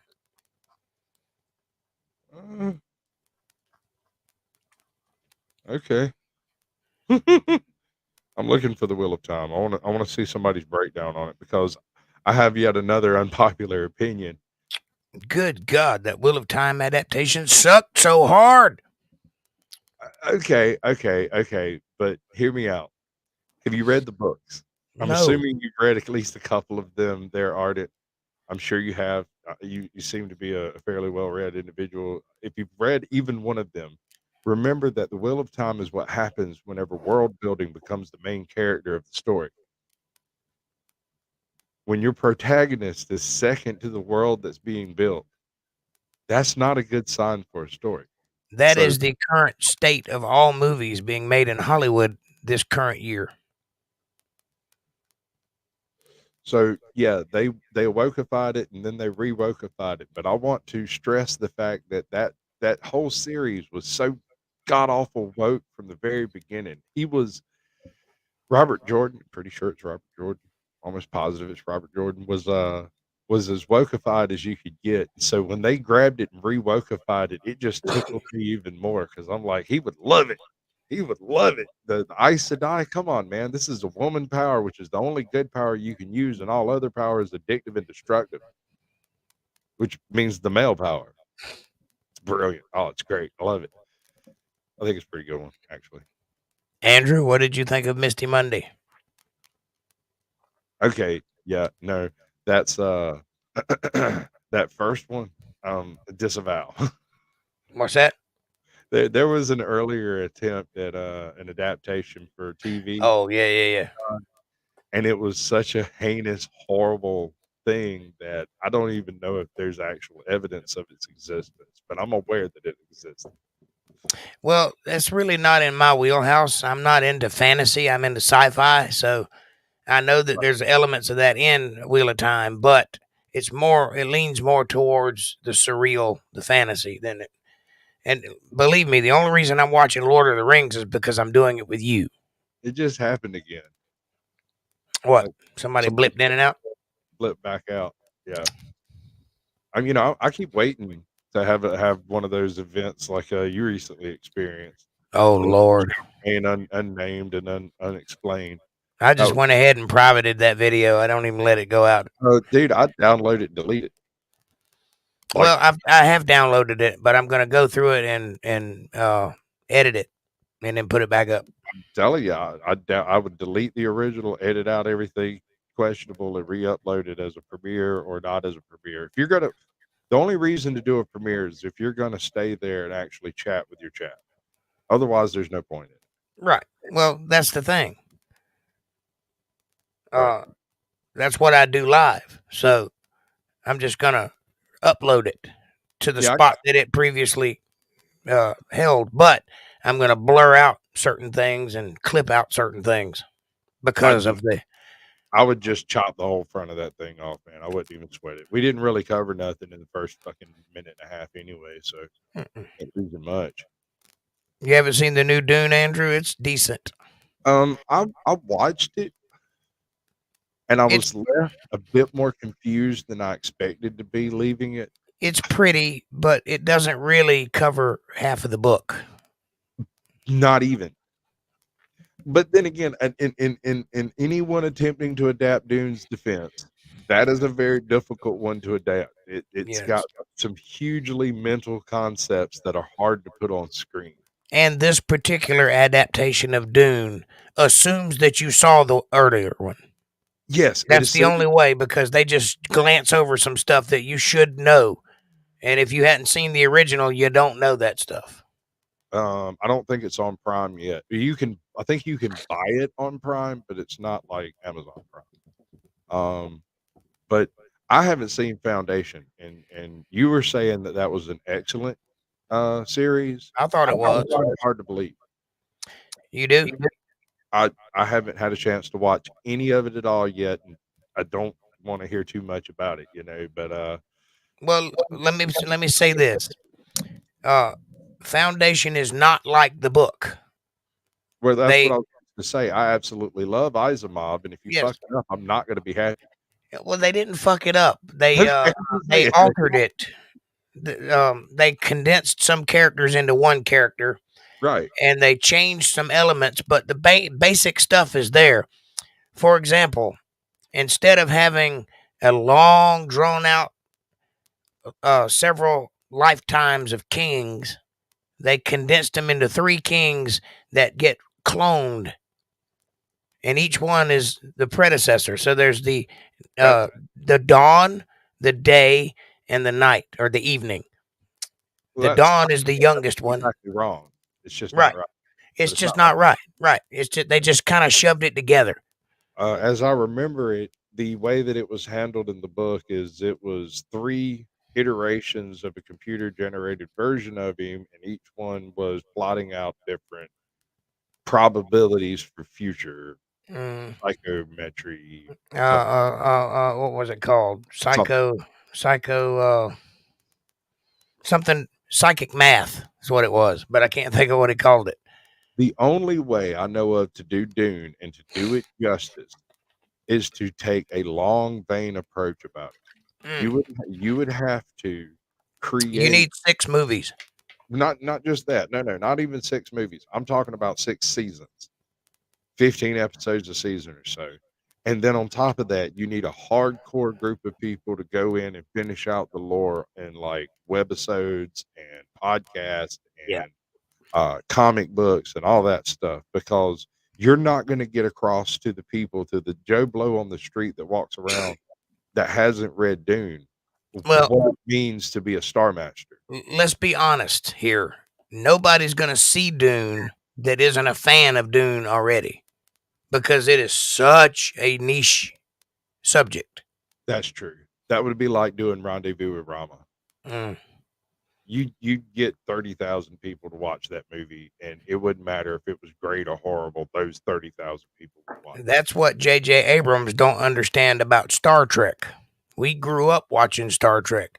We don't need a child's version of it because we were children when we watched it and we liked it, and it was an adult show. And it's very niche. You're not going to bring in new fans. They don't make new fans. Well, I mean, they do, but it's when they read the book in high school or middle school or whatever. Right, but not Star Trek. Star Trek is a in the moment thing that happened in the 60s, and we were lucky enough to see it. It's not going to fly today. If you want to make that movie, you can make some money, but you're not going to make Star Wars money because you're not going to bring in new fans. Psychomathematics. That's it. That was something else. That was part of it. That was It was psycho something, and it's math, but it's like psychophysics or psycho something. Psychostatistics and psychomathematics. Something. But anyway, I think you'll really enjoy it. It is a good watch, but it's not the book, so don't expect that. Expect it to be slightly different. No, I'm not expecting the book. One of the things that I did like, when I saw the intro, Tantus, what's the name of the city? The city planet? I can't remember now. The capital planet. It's like Yeah, Tantus or something like that. Something like that. All right, the one with the big elevator. Yeah. This city was all right. You can do an analogy. It's a rough one. It doesn't fit well. But if you were to transfer this concept over into Warhammer 40K, it actually fits a little bit better, because the type of time that we're dealing with this particular capital city planet is closer to being deep time than not. They're talking 5,000-10,000 years after the previous installment of information. Mm-hmm. This city has been built, broken down, reconstructed, plastered over, repaired, fixed, and is now on its last leg of beauty. Right. It is a masterpiece that has been repaired so many times that you can no longer see the masterpiece within. Right, and that comes across in the show. And it comes across in the show. One of the features that was covered in the book that didn't seem to transfer well in the show was the overabundant use of golden paint absolutely everywhere. When they wanted to cover a crack, they used golden tar. Well, you see that, but they don't make a big deal out of it. It's like in the background. But there is something about painting in the show. It's like living paint. They kind of make their own adaptation of that. And instead of there being a mayor that goes on a quest to find certain psychic people, they condense it down to a warden on that planet that they exile people on.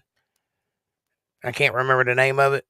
They send them way out there, but they make them go regular speed. Huh? Is it Coventry? No. Okay, I think that's a Heinlein thing. I think Coventry was a Heinlein thing. I can't remember. It's been so long since I've seen the show. It was last year, so I can't remember the details. But the professor that predicted the end of the world, basically, They, instead of killing him, they exiled him to this planet. But this planet, you have to go hyperspeed to get to it because you can't get there in a lifetime. Right. So they said, you have to go to this planet and you're free to go and we'll even fund you, but you have to go regular speed. So it took him like 10 years to get there. So he dies on the way. Awesome. So what gets there is his avatar. He makes an avatar of himself, and the avatar's in the vault. And that's as far as I'm going there. And instead of there being a mayor, it's the warden who was married to his adopted son, whatever. Anyway, watch the show. You'll love it. How many does he do? Does he do the whole series? Huh? I'm not Firefly review. He's got a Firefly. Oh, yeah. Review over here. No, they I think they do like every third episode. Oh, okay. No, I would love a real Firefly review. I may do it myself because ain't nobody done it quite well. I am. Well, actually, if you haven't seen A Leaf on the Wind,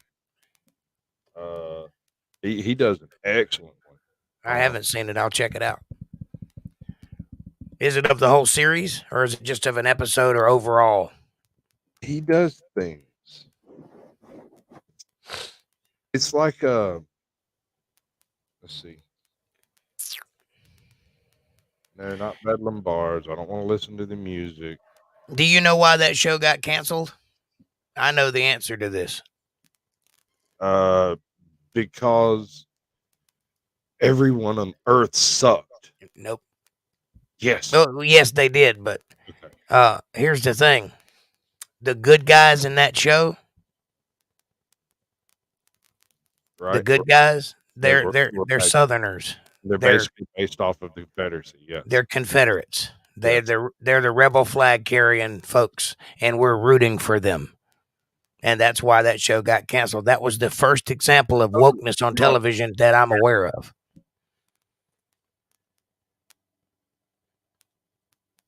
There's no way that a left-leaning organization such as the media is going to allow the good guys to be Confederates. All right.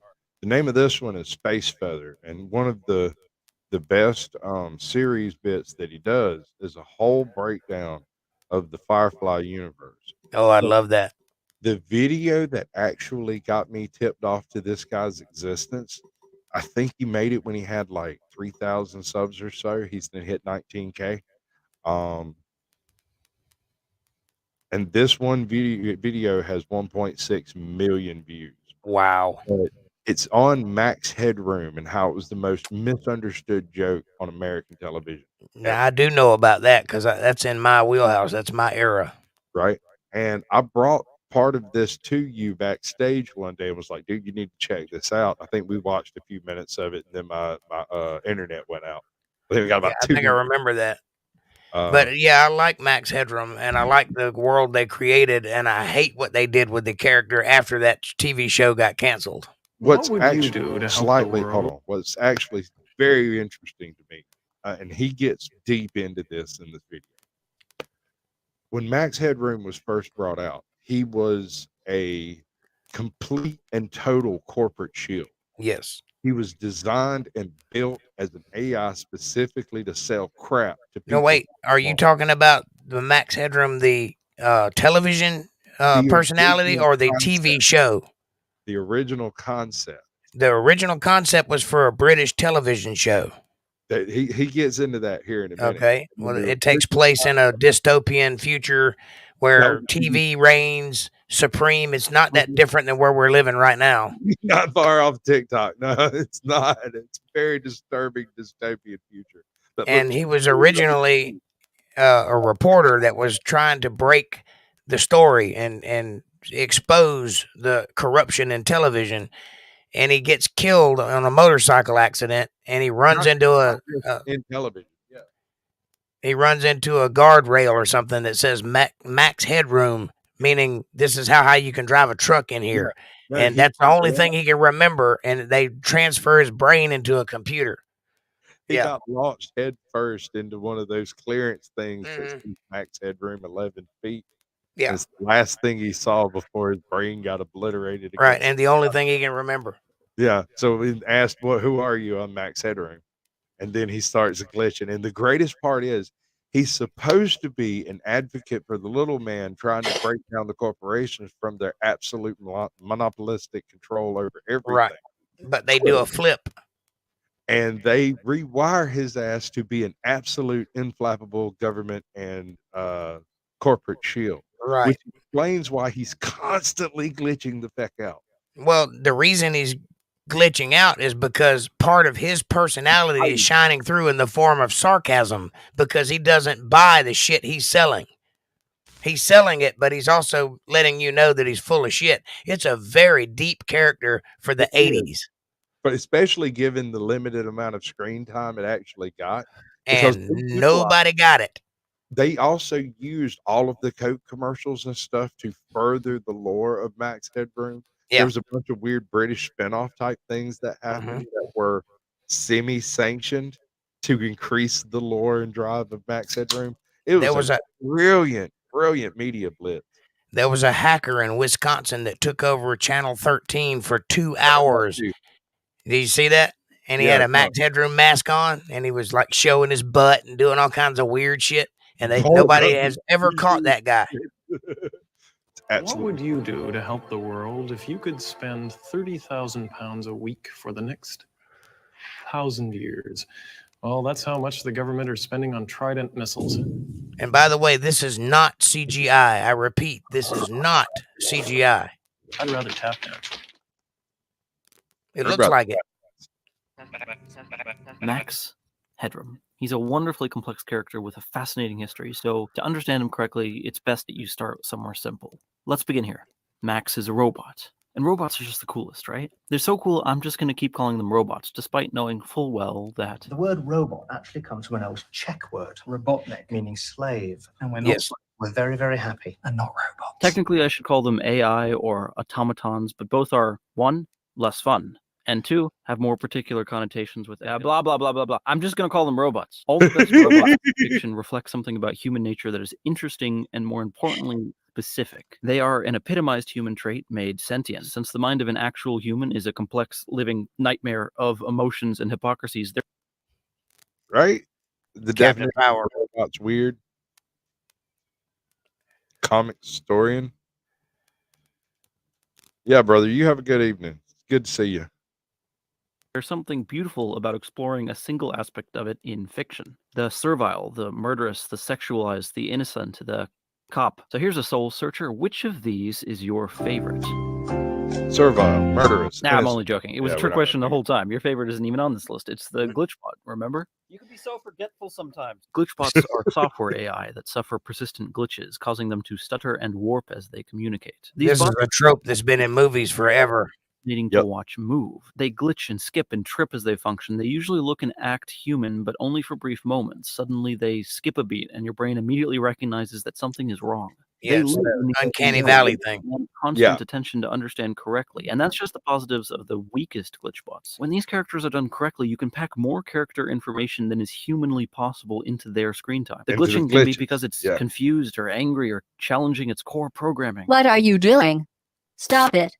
I suppose the first actual example of this on film was the famous Metropolis automaton, as we all know, who is disguised to look human in order to replace Maria, of course, the hero of the working class. What a weird movie, by the way. That was great. I twitched to let you know that this is a robot, and we all know who that turns out. So many early sci-fi ideas. But that was a billion years ago. If you look at all the best glitchbots, this just trailer glimmered in that movie. is not their grandmother. They owed nearly everything to their grandfather. And her glitches. Oh, her little twitches and glitches are solid gold, man. Yeah, and they didn't even understand what they were parodying at that time.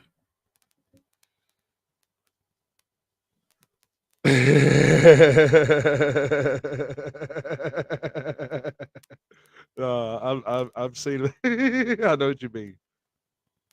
Yeah, just sit back and giggle for a while. Named Max Headroom, who wasn't just Max Headroom. The 1980s, or even the most fascinating cultural artifact to try and research today. He was the most misunderstood joke on television. CGI done with makeup.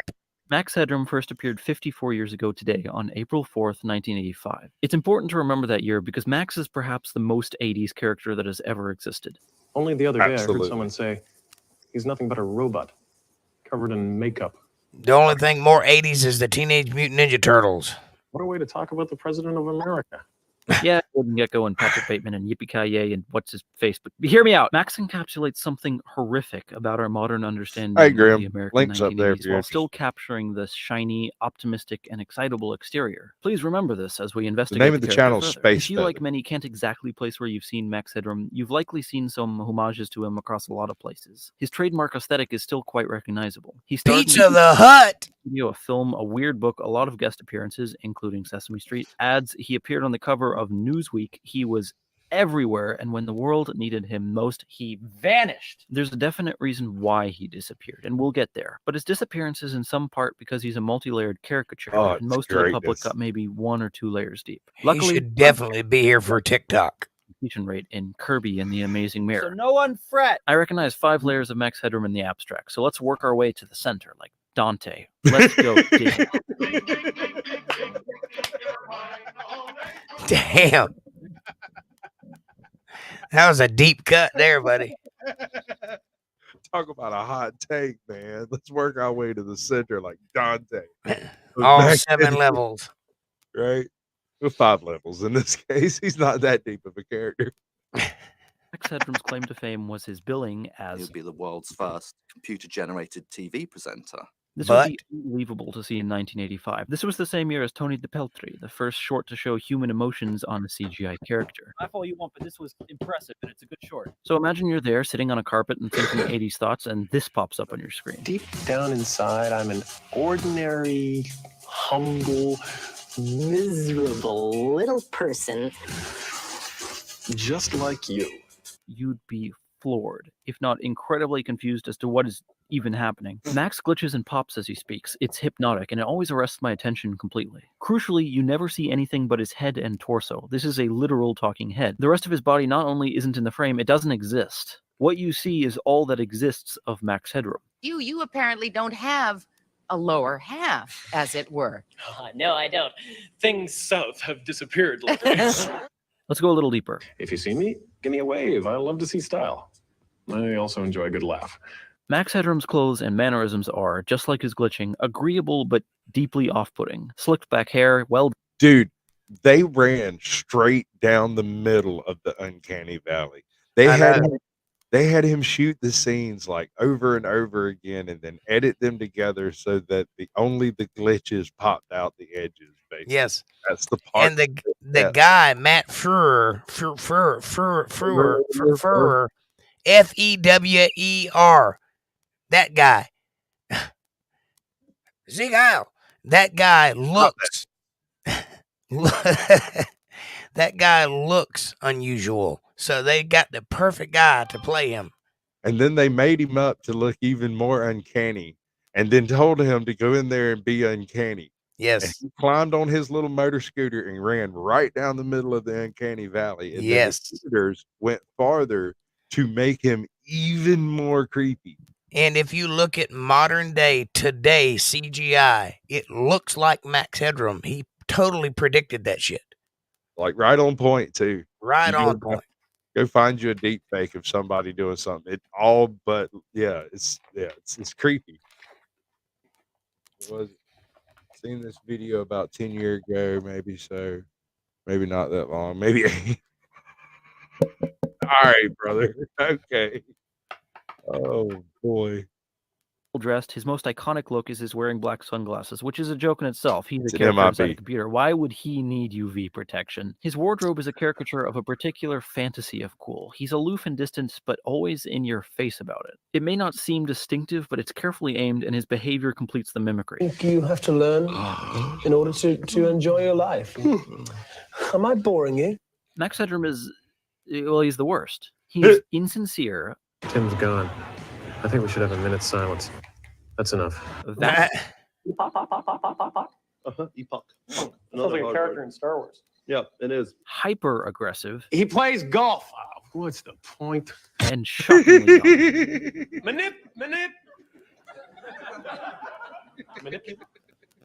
Manipulate them. He's perfect. It's all the speed and persona switching of, just imagine heartless Robin Williams. Thank you, Mr. Robbins. Mr. Robbins? Taking the stick back, Elmo. He can be as pleasant as a friend, as silly as Bugs Bunny, or as ominous as Hannibal. And of course, everywhere in the world to them is just a theater of operations, except when they're fighting in it. And then it's a theater of war. Yeah. Best of all, he flicks between all these on a dime. There is no center to Headroom's personality. It is all flash and show, and there is nothing behind those eyes. And this is all thanks. Let's do this. Hey, Grim, can we show you? Can you show me your avatar thingy? Like, you flip me off or something. I really don't care. Yeah, okay, that'll work. That'll work. But listen, I have recently witnessed multiple bombings. Yes, so have I. and I didn't like it. Speak. I did something like that to you. All right, you're good. What's up, brother? All right. Oh, we got a foreigner. I like it. Where? I love this guy already. All right. Yeah, no, he's great. I've met him before, have you? Oh, what? Well, Max Headroom is a fictional character that's a bit of a git. I'm a real character, and I am a git. There you go. Well, this is a match made in heaven. He's great. Yeah. And I even know what a git is. Oh, God, that helps. I don't.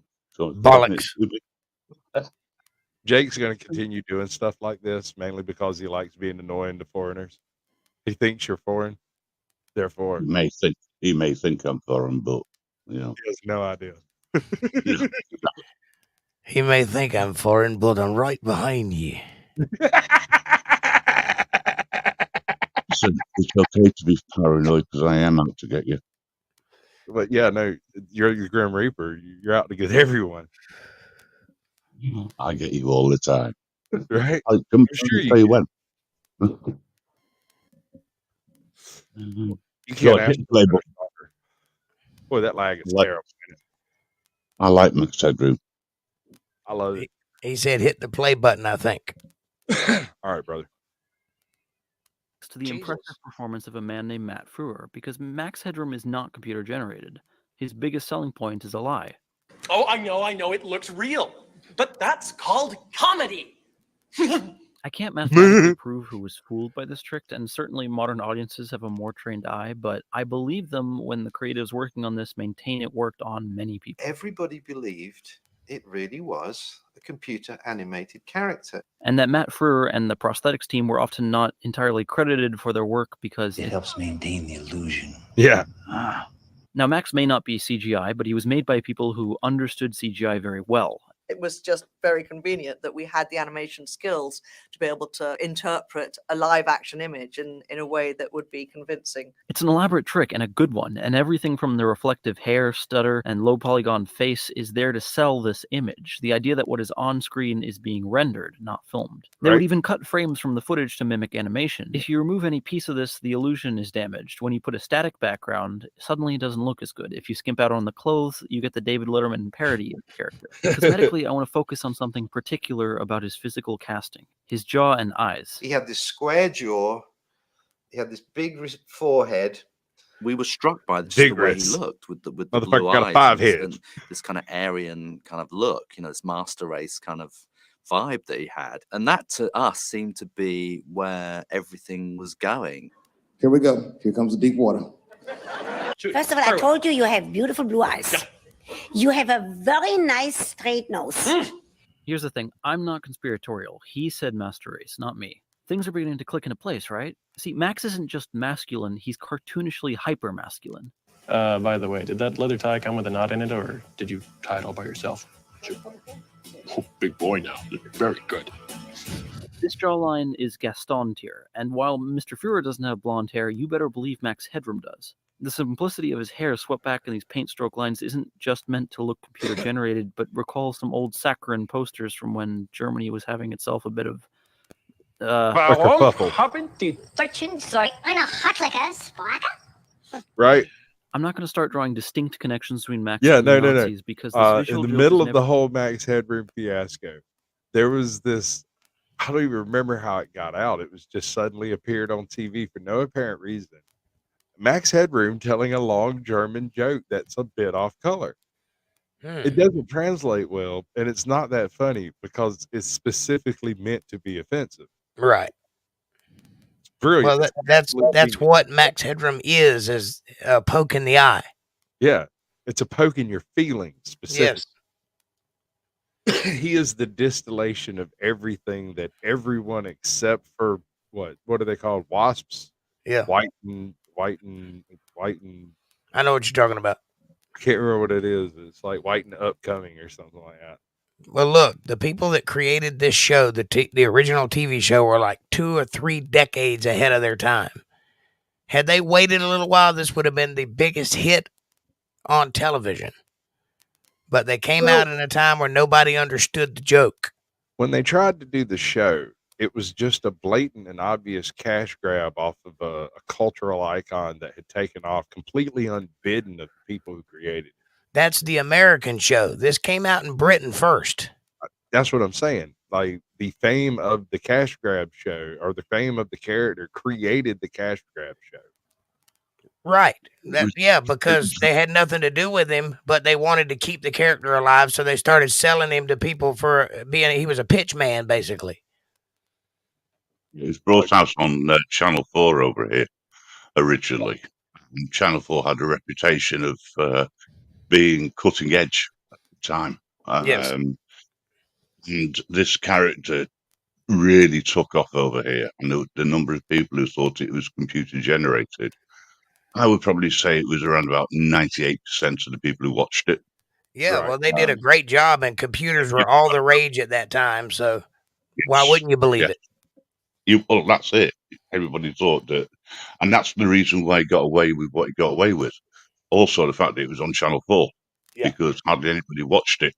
But he became a bit of a cult figure as well. Yeah. Now, I don't know much about British TV, but Channel 4 is where Doctor Who is at home, right? No. Channel 4 was at the time independent. Okay. Doctor Who was on the BBC. British Broadcasting crap. Okay. Since the dawn of time. So yes. Since the And, beginning. This was very, very new, and people believed it. Yeah, and it was avant-garde. Very, very sarcastic in what he was saying and the way he treated guests, etc. Space Feather breaks that crap all down. Yeah. You either liked him or you hated him. He's a bit like Marmite. Exactly. Yeah, and they've been emulating his success ever since. Yes. If he came out again now, or computer generated. If he came out now, he would almost certainly have to be a political commentator. Right wing. Yes. Hardcore. Oh, yeah. He'd be slightly right of Attila the Hun. Never made quite in the script, and it's kind of what makes it interesting to me. It's just something bubbling softly underneath the surface. I'm in control here now. Control. Doesn't actively speak to any white supremacy or eugenical tendencies.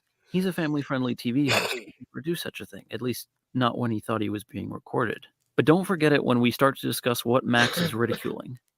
All right, we did it. Hooray. That's the shape of Max Headroom, which is effectively the setup. As a reward, now we get to understand the punchline, which begins with the name Max Headroom. Max Headroom may actually be my favorite character name in fiction, and I don't say that lightly, because Tolkien spent years making the most complicated fictional reality and decided to name the oldest character in Middle-earth Tom Bombadil. There are 4 distinct reasons why Max wins. First, its tempo is perfect. It's a snappy white man's movie star name like Tom Cruise or Chris Evans. The rhythm is perfect and uncomplicated, marketable and crisp. Second, it's a nice little joke. He's got a lot of room in his head because he's stupid. Pause it. Too fast. Pause the video. Third, this name got...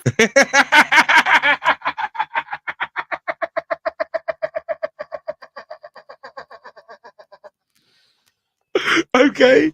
Was he moving a little too fast for you? No, I just wanted to center on Max Headroom and Tom Cruise are nothing alike. No, Max Headroom was more popular, probably. Probably at that time. And also, Tom Cruise has 2 one-syllable words. Max Headroom is the ba-da-da effect, which is musical, which is why it's so memorable. You're Hank right. Williams. The commentator was right. He did have a lot of room in his head, and he was stupid. But that's just the way he came across. Yes. And got away with murder. Well, yes, because he was stupid, he could say anything, and nobody would catch him on it or call him on it. No, but some of his jokes were way above everybody's head, including well, let's put it this way. If a trailer had gone through there, right, it'd have knocked the top off. That's the way his jokes were. They were way above people's intelligence, really, to be honest. You had to watch it back a few times. They were highbrow and lowbrow. Yes, they were above your Max Headroom. I love That's it. the one. I love it. This man, and he goes so far into it too. Free advertising at every parking garage in Britain. Max Headroom was over the entranceway of every car park in the UK. Instant branding, instant recognition. Hilariously, Max Headroom became so popular that eventually they changed them all to Max Height. Now, the fourth is actually my favorite. The name is the Which is a character's better origin screen story. name if you See, ask Max Headroom me. actually used to be human. Google Fi, a phone trend by Google.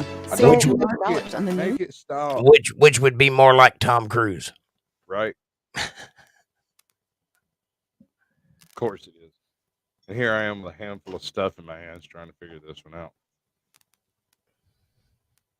Loved television journalist named Edison Carter. He captured Where's the evidence button? on his video camera of a ludicrous new thing called blipverts, which compressed full advertisements into only 3 seconds of screen time, which was Like the one you just got.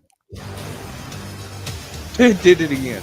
That's fantastic. for stimulating in 1985. Boy, they're good. These ended up killing people. They're real While good, escaping dude. the evil corporation building with this evidence, he crashed headfirst into a sign They're reading real Max good. Headroom, 2.3 meters. The channel that Edison Carter was working for, Network 23, discovered his shattered body, and after discovering that they could put his brain into a computer to see how much he found out, decided they didn't want to lose the viewership he gave them. I do so hate wasting an employee.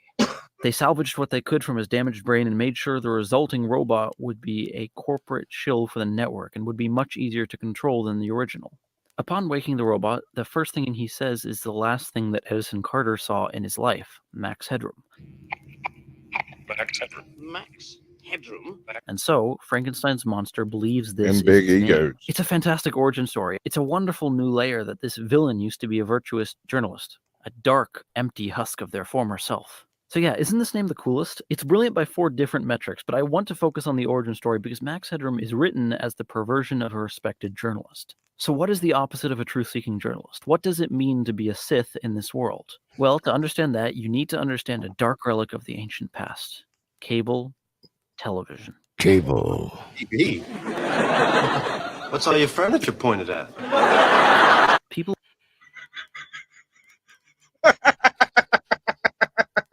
The fireplace, obviously, or maybe the stove. Because I mean, I'd be looking at that apple pie when it's coming out the oven. I'd be just sitting here. Yep. Good Lord, that's so funny to me. People born after 2010 seem confused by cable television, and I don't blame them. It's absolutely not just watching a show on a communal screen. Kurt Vonnegut once said that future generations will look back on TV as the lead in the water pipes that slowly drove the Romans mad. I mean, he probably didn't, because I can't find proper citation, but the metaphor of a public aqueduct is an incredibly useful metaphor in explaining it today. What's impossible to describe to someone who grew up with the web is that you weren't in control of the TV any more than communal water. We didn't And have they played the same movie over and over and over and over and over and over. Not just the same movie, the same episodes. Yeah. You watched what came on. Yeah. They control what you watched, basically. Completely. Absolutely. direct a stream of video to your home. It was a 24-hour one-way communication. There was nothing personalized about it. You couldn't pause anything. You couldn't rewind. You couldn't search for anything. You couldn't even ask what on earth you were watching. You certainly couldn't comment or give feedback or share anything. You just kind of received video like you got tap water. You turned on a channel, hot or cold, and hoped it was okay. You got what everyone else got. Now you must be thinking, that sounds awful. And you'd be right. It'll be Exactly grueling, right. mind-numbing, and repetitive. Just like daytime television. It was a grosser presence than most people will admit. It was centralized by monopoly corporations. It was censored heavily. It repeated the same content endlessly, and many incredible shows were canceled due to scheduling and not speaking to a broad enough audience. Why? Most of the questions about cable television are answered simply. Aqueducts don't... Did you see that? It's a big club, and you ain't in it. No, he popped up the Firefly trailer intro. It was like, why? Because they're conservatives, I'm telling you. They were the Confederates. They're meant to deliver water with lead in it. And so, they get from this, the late night talk show. But what was the late night talk show? Well, back in the past, 4 nights a week, you turned on the TV and there was always a smartly dressed white man there smiling back. He'd make topical jokes on the news of the day. A live audience would laugh, a band would play, they'd interview guests, maybe a skit, and they'd say goodnight. Thank you. We'll see you tomorrow night. Which is more apropos now because they're still doing it, only now it's tired and old, but they're hanging on for dear life, still doing the exact same thing. They're hoping against all hope that it'll work. Yeah. Whereas, say, Johnny Carson was actually popular. He was actually funny. Mm-hmm. He was also the king of the late night talk shows. That's right. That's right. Why? Have you caught, like, say, what's the guy that was on Comedy Central? He's now doing the Tonight Show. You know what I'm talking about? No, I don't, because I don't watch late night. Who? David Letterman? No. The new guy. He did a conservative character on Comedy Central. Oh, Colbert Report. Colbert, yeah. Have you caught his show recently? It's terrible. It's not funny in the slightest. The left can't meme. Right. The left cannot meme. But that's what he's making fun of, is the exhaustion of that being rammed down your throat on a daily basis every day. That's what Max Headroom is fighting against. It's such a great satire of it. It really is. It's great. There are very few masterpieces in the world, and this is one of them. Political drama, utter nonsense, comedy, live music, and celebrity interviews. American public. So, of course, this genre fit cable television perfectly. It spoke to all of cable television's strengths. It was consistent, reliable, relatively cheap, topical, exciting, and crucially, it was useful to any celebrity guest advertising their new film or book or whatever. There was never a moment in television since its creation in the 1960s that it wasn't incredibly popular. So much so that an entire ecosystem of different hosts popped up and all were competing for your attention. It's just an acre, you fellas, isn't there? The more you consider the exact mechanics of these shows, the more they seem inevitable to I'm guessing this guy's a Firefly fan. The sun never set on the late night talk show. The most important part of this formula was the host. Friendly, funny, quick-witted, safely mischievous, and pleasant to look at. Agreeable for the audience and the guests alike, because the show needed important people to feel safe visiting, and if your questions were too hard or subversive, they wouldn't come. It was such a safe environment, it was never really a secret that these conversations were rehearsed beforehand. Oh, you become interested in dreams. Speak of the devil. As you can probably guess from my description, I have my reservations. The format demanded a new show every 23 hours, which is impressive, but nearly by necessity prioritizes reactions, cheap Crypto.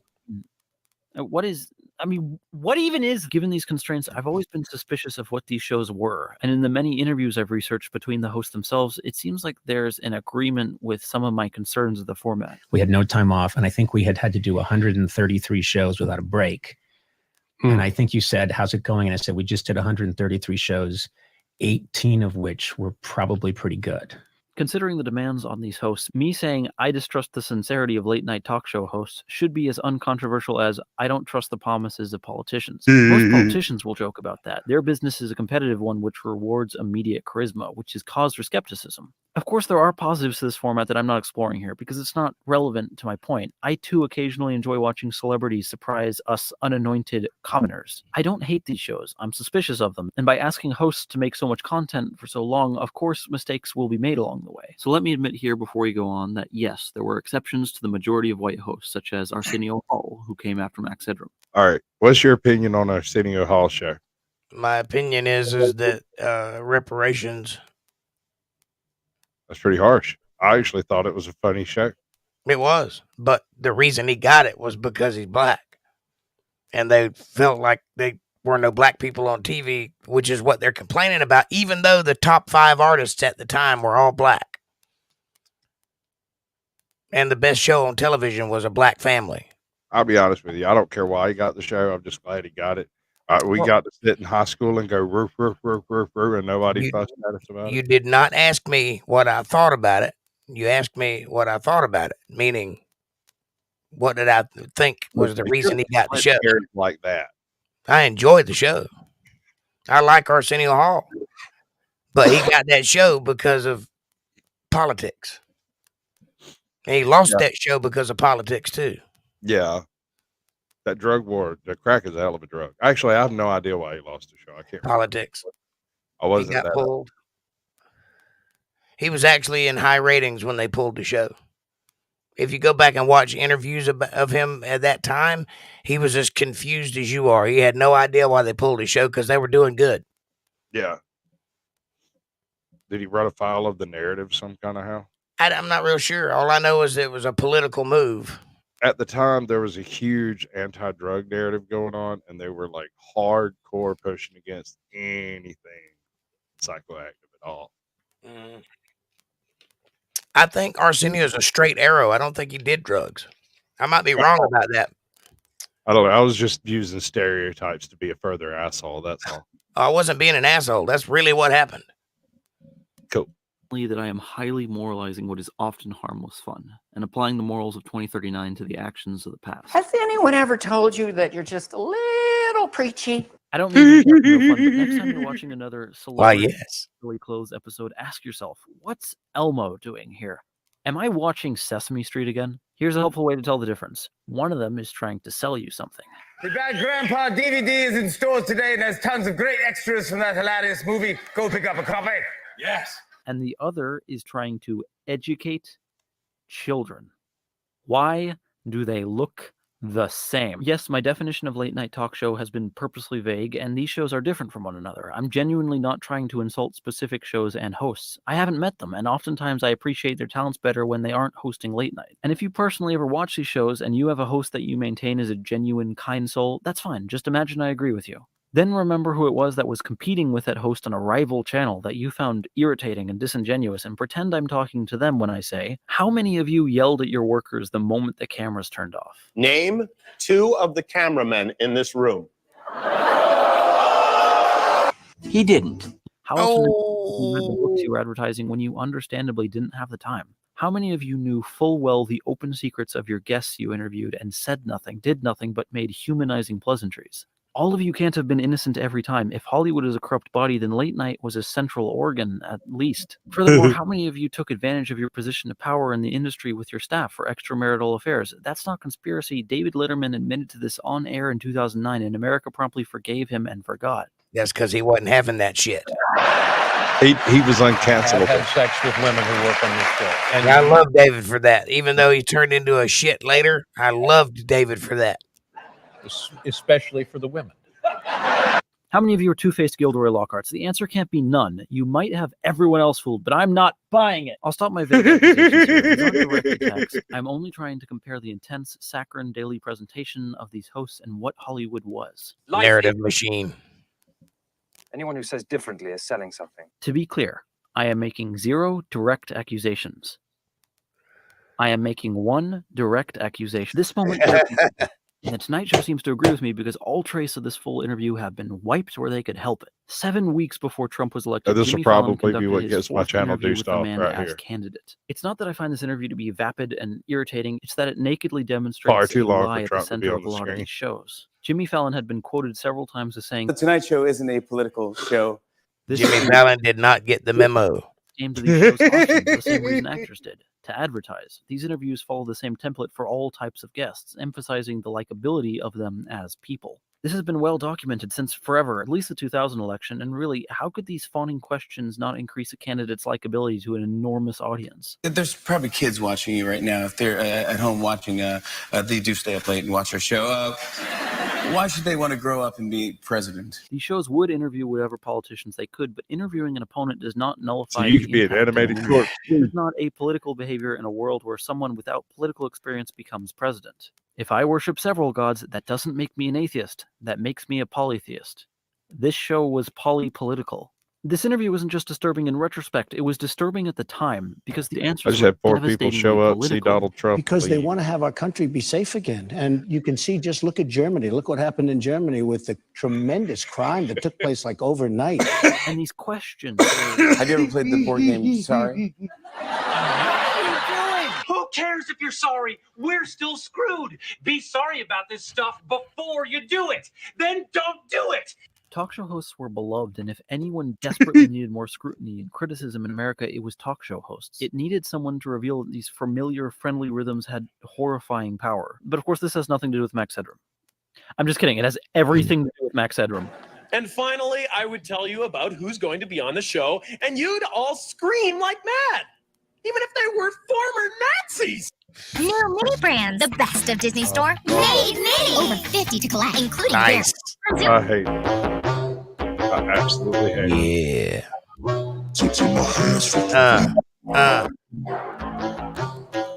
What are the humans up to? And that's the way that works. Collectible and Kirby and the Amazing. I'll give it 10 seconds, there'll be another ad. It was me. Max Headroom is the perfect caricature of what television creates from humanity, of everything we should be cautious and critical of in popular hosts. Nearly Sorry, everything bud. that bothers You're me sleeping, about this type of wasn't you? celebrity My host bad. is encapsulated by Max Headroom. Marty, you're fired. He's rude to his assistants. Well, just tell him to move. Good. Thank you. Oh, God, I am on. It's clear that he's reading off of cue cards. They would think I was Frank. Frank? They would think I was a Frank. A fraud. And there's this wonderful running gag where he's obsessed with golf, because of course he is. All right, I'm proud of us. I think we now have a comfortable enough understanding that we can finally look at the genuine chronological timeline of Max Headroom. So what exactly happened with Max Headroom, and where did he go? All things considered, there isn't nearly as much media of Max Headroom in existence that you'd expect for a character that was once on the front page of Newsweek. Right. Max Headroom was born out of necessity to serve as the host of a small There's like television maybe an network hour and that a wanted half a way to of footage of it. repackage old music videos with a limited budget. So he'd talk, and then music videos would play. Max's creators grew so infatuated with the idea of this character that they created a full short film on HBO to precede the actual series. So you had a bizarre HBO prequel and an even stranger short show in which this strange presence would arrive on your screen, and this was before you could even look up what was happening. After my diligent and exhaustive dork research, I believe I've now seen every piece of Max Headroom media that is not considered lost. There's a handful. Space Feather, honest to God, I thank you to the bottom of my heart. You answer so many questions that I've always had. Dear Lord, thank you. Of episodes You're of welcome. the music video jockey, and then a few episodes as a talk show host on the short-lived The Original Max Talking Headroom show. This talk show wasn't nightly, it aired once every 2 weeks. It followed the rhythms of a talk show while rather bluntly insulting it. This is the spot for my opening monologue where I give you a smile, a little laugh, then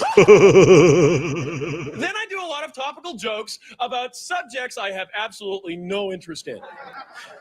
And while it did have a few skits I enjoyed, it didn't seem the least bit interested in self-preservation. I believe the writers were far more interested in playing with Max's character and ridiculing the format than learning anything new about their visitors. I'm going to need a look of surprise for when they tell me a story they've only told 15 times before. It had guests and a strangely aggressive relationship with them. Isn't that funny? Isn't that incredible? Let's have a big round of applause for Mary Tyler Moore, who just pointed out the most obvious thing. It's certainly not a welcoming environment. It always was a duel between Max and the guest. It's both Between the Ferns and Beavis and Butthead. Yes, you are. Right.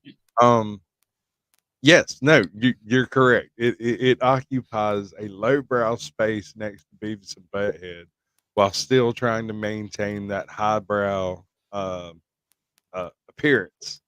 I mean, YouTubers do the same thing every freaking day, all over YouTube. Yep. And have no idea where they got it from. Some of us do. Some of us take notes.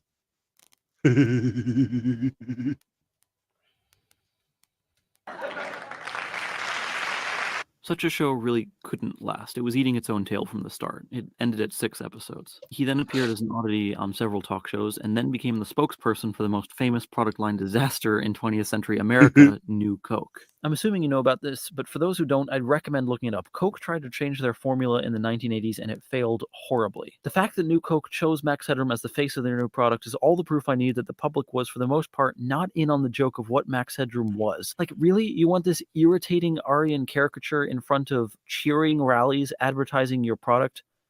Are you sure? I don't even think of this as the moment Max Headroom sold out. This is hilarious and fascinating. This is No way, performance Beavis. art, and the fact the product failed so hard is perfect. Max Headroom was a great joke who was mostly only understood for the most basic novelty. I kind of think they knew that was coming. And shallow. So for the public, he worked in. This is a strange apparition, and if you weren't interested in the similarity between him and others, that's probably all you wanted.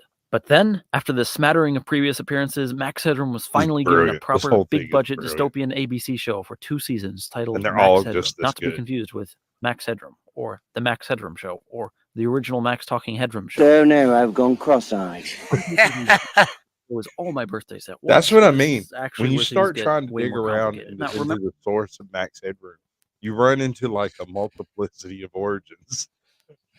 You find It's beautiful. You're right there. Did you find a bone? Yeah. There's a fish up. It's special. Special. Everybody up to speed. remember the original human journalist that Max Headroom was created from, Edison Carter? Well, I should have mentioned before, but he actually survived the initial crash and becomes the central protagonist for the rest of the series. So now Darth Vader and Skywalker are busy existing side by side. We follow Edison Carter and his team as they go about shedding the truth on the grim realities of the world they live in. It's a dystopia, an extreme version of the 1980s described only as 20 minutes into the future, which I believe makes this the first cyberpunk television series for the American public. Gold star. Let me point out some positives here first. I'm impressed with their ability to create pseudo Blade Runner environments on a television budget, and I am a sucker for the lighting in the show. Who did this? Leslie Frankenheimer? One of these guys? Anyway, thank you. Furthermore, Jeffrey Tambor is consistently fantastic in every role I've seen him in. It doesn't matter what nonsense lines you feed him, he delivers. This is war. Go eat your milk and cookies like a good boy, Murray. I don't like milk, and what are you doing? I love it. But looking at the behind the scenes, the showrunners admit that they had enormous difficulty with time constraints and the technology of their time. We were literally making it up. And many times I'd have 3 or 4 cameras going. People working 24 hours shifts, gangs of them, to pull off what now could be done by my daughter on a laptop for free overnight between homework. So there's a good amount of love here, and the ambition was high. But I understand the show is No, I'm not bitter. on an enormous amount of potential, both on its own merits and as a Max Headroom show. I desperately want to like this show more, but unfortunately the writing doesn't connect with me. Let's look at the first of the 2 biggest problems. Each episode is topic-based, so one episode they focus on TV evangelicals, the defunding of public access education, game shows. It's like a therapy session with the 1980s. But these investigations into the elements of this cyberpunk future are surface level and never really leave me with questions to consider afterwards, which is kind of the center of what cyberpunk is. There's no subtlety to the evils of this world. There's never conflict between our heroes on right and wrong. These new technologies are always introduced by cartoonishly evil businessmen who want profit. And never once is there that important moment when the villains demonstrate any amount of remorse or even their reasoning. In this world, there is good, and there is bad, and there is nerd. And there are 2 van mongrels. And you know what? It's not that I'm uninterested in Edison Carter. I actively dislike him. That's a problem because his screen time vastly outweighs Max Headroom's. After 14 44-minute episodes, I know very little about him. His only motivating factor is uncovering the truth. He's an uncomplicated hero figure who people like, and he's either flirting, stern, or furious. As a protagonist, I don't like him. As a mirror to Max Headroom, I like him even less. The Jekyll and Hyde comparison was admitted by the creators, but unlike these two, the unquestionably good side is always angry, and Mr. Hyde isn't, or even around that much. To be fair, both Dr. Jekyll and Edison Carter are uninteresting. Yeah, I can read the whole book for that one line. The show keeps suggesting potential with the relationship of these two. There are moments, I think 3 or 4 in total, where the characters interact and it seems like they might have genuine conflict or something to teach each other. I want so much more of the many little things suggested by the show. It's frustrating. After a while, I got surprised when Max Headroom even showed up in his own show. He rarely does anything relevant and mostly just seems to irritate everyone. Because Max Headroom isn't really threatening in the show, he's fully embraced the part of his earlier design that lent itself to a Bugs Bunny-esque scamp. See, I think Max Headroom works as a villain, but the show seems to disagree and says without irony, Research shows that Max Headroom speaks for the young and dissatisfied. He says what they feel. What? Why? That's the difference between Gen Z and Gen X. We were on the other side of that coin. Well, he represents an absolute satire of everything from the late night talk show host to the talking head morning news announcer. He represents an antithesis of everything true and golden about sharing of information. And he's punk rock. He's a franchise unto himself. He's punk rock. Totally misunderstood character. Yes, sir. Absolutely. At the time. Now we can look back and we can say, oh, it was generations ahead of his time, etc. He was this, he was that, but he was underutilized, and gave a corporate message out at the end of the day. And that's what it was all about: cheap, crappy, viewer grabber. Yeah, that's what it's designed for. Yeah, even the people that created him didn't really know how to use him. No one had ever seen anything like it. What were you supposed to do with it? Well, that's the beauty of hindsight, because like he just said, we can look back and see the genius of it, but they didn't know that when they created it. I think they caught into it pretty quick. I would too. But they didn't know what to do with it. I can see it. It's like discovering fire and then setting the field in front of the cave on fire immediately. Max Headroom was a heat-seeking missile, and had they known how to point that character, it would have been big.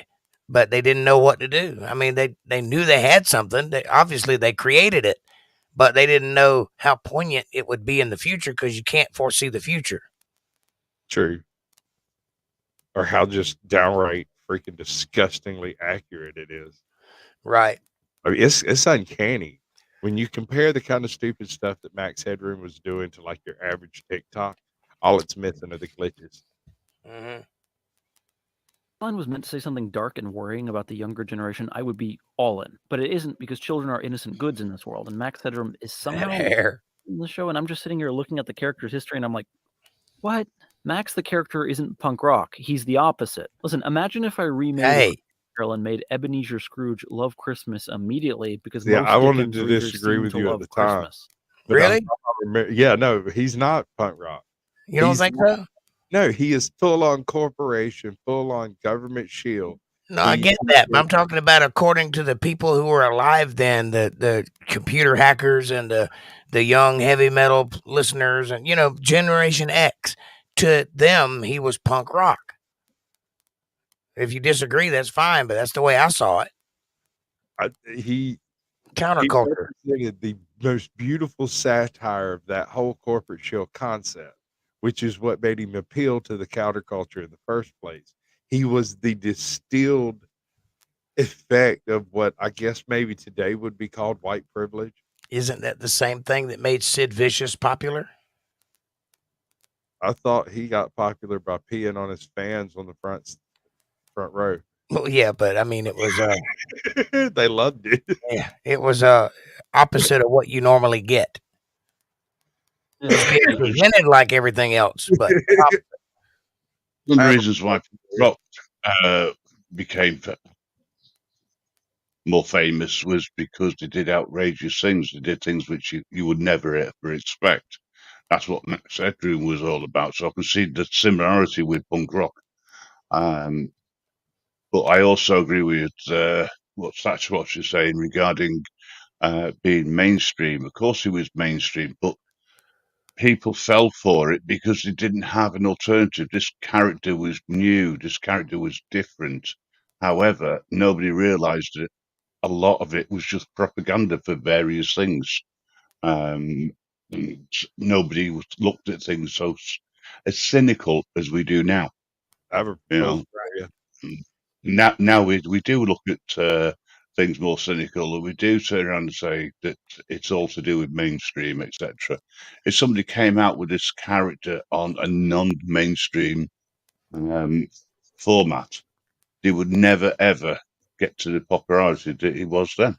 No way. Or we see it now all the time with new characters that come out onto AOC. TV. AOC is a perfect example of the Max Headroom effect. She was cast literally with a casting call to run for a seat because she was photogenic and didn't forget her lines. Full on. Well, I have a proposal for you. We have Kardashians and Cardassians. And Cardassians. And Cardassians. Show that I've never ever watched Me because coincidence? I think I've heard of it.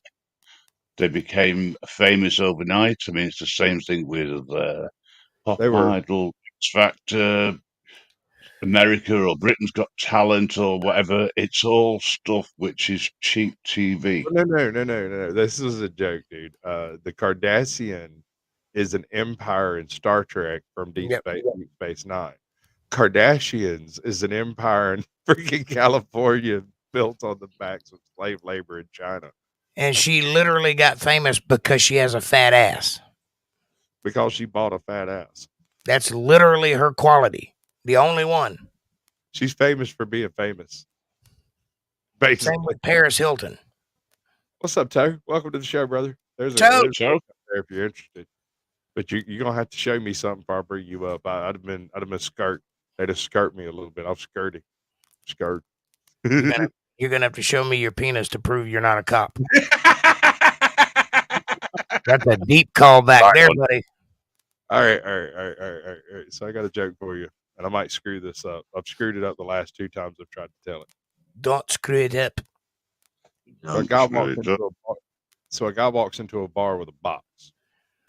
He walks in, sticks the box on top of the bar, looks at the bartender, says, "If I can absolutely blow your mind, you can have a free drink."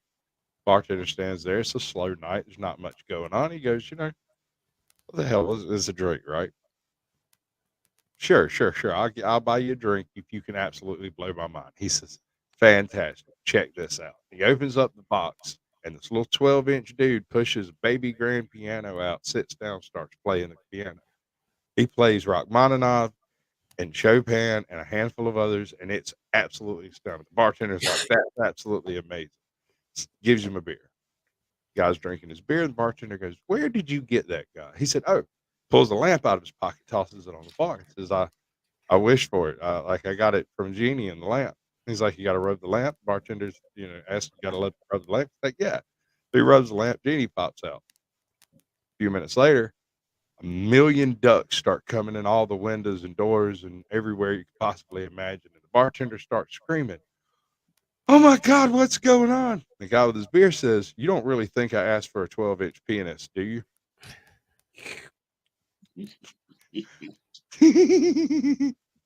Evil.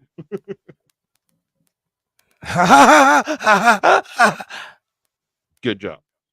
That's not how villain protagonists work. Here, let's compare. Here's Max on this show, Scrappy Doo, asking about love. Now here he is a year earlier singing about children. Little gifts from God, oh children. Then suddenly, halfway through a feel-good song about Christmas cheer, Because I'm not the kind who'd ever say, kill them. I don't know anyone who'd think to kill them. Oh, I just don't like that. Mom! So Black Stop Lives it. Matter You're an released evil their person. I don't 990 like you. IRS I filing. don't want They you to collected do it 8 anymore. Max Headroom Don't wasn't about shock appreciate it. humor. It was about lulling you into that false sense of security and then making you realize that you should be more careful before trusting celebrities. See, it makes sense to me that Max Headroom's original 3 creators were not working on this ABC show. These are new voices. And these people, as ambitious as they were, by expanding upon Edison Carter's world, gave an interpretation of Max Headroom that makes it difficult to understand how much of the original joke is only funny in retrospect. See, it makes sense to me, looking back on the 1980s, that Max Headroom is sleazy and flirtatious towards his female guests. Remember who he's satirizing. But the point of this to me was always the assurance that Max Headroom was literally stuck in a television. He's unable to do anything and he's insecure about it. He's pathetic. What? What? Touch my screen. No. Touch it. So Edison Carter is doing the same thing and making it hard for the woman working for him in a professional environment and is portrayed as a good, well, and of course Max Headroom as a cloutless hysteric should be xenophobic towards Eastern culture. A lot of in the 80s was terrified of how economically powerful the Eastern world had become, and this would be a good chance to ridicule that. Hence Blade Runner's design in the setting of Die Hard, a Japanese company adopting John McClane's wife. But when the ABC show portrays Zigzag, the Asian company, as this monolithic, inhumane corporation full of these robotic behaviors, it's, well, things stop feeling like a joke. So the ABC show ends. That's because it wasn't a joke. This isn't heaven! A film tentatively titled Max Headroom for President was... What do you mean this isn't heaven?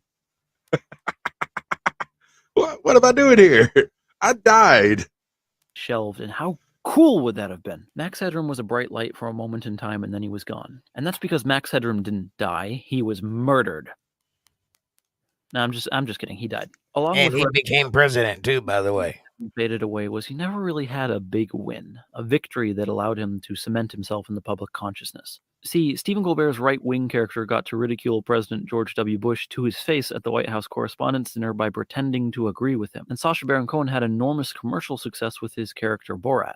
These were big moments that brought a lot of attention to the jokes of these characters in the public eye, usually by revealing things about others. But Max Headroom never really had this moment, a fiendish victory where he really got to pull the pants off someone who deserved it. After searching through every Max Headroom show, commercial, music video, and even a comedy book, I don't believe I understand any media attached to Max Headroom to be a definitive and recommendable encapsulation of the character's potential. I think the original music video show advertises the character best, and the short-lived talk show had perhaps the best biting criticism, but I don't have a show here that I'm recommending you seek out in full.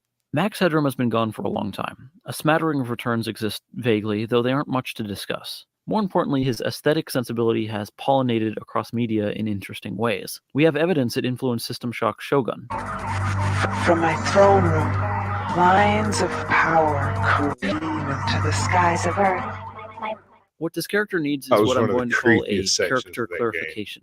Now, for those who don't speak fluent comic book dork, what I basically just said is, I think Doctor Doom is so cool, and I want a brand new show and to erase all the inherently not cool parts of his original design and make a cool story about him being a sorcerer dictator, and everyone will finally agree with me that he's cool. That's what I want. In this case, I want to scrub the character down and remove any of this lovable scamp here. Maybe you should work for DC.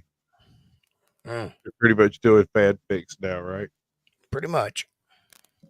I'm not wrong, am I? No. Okay.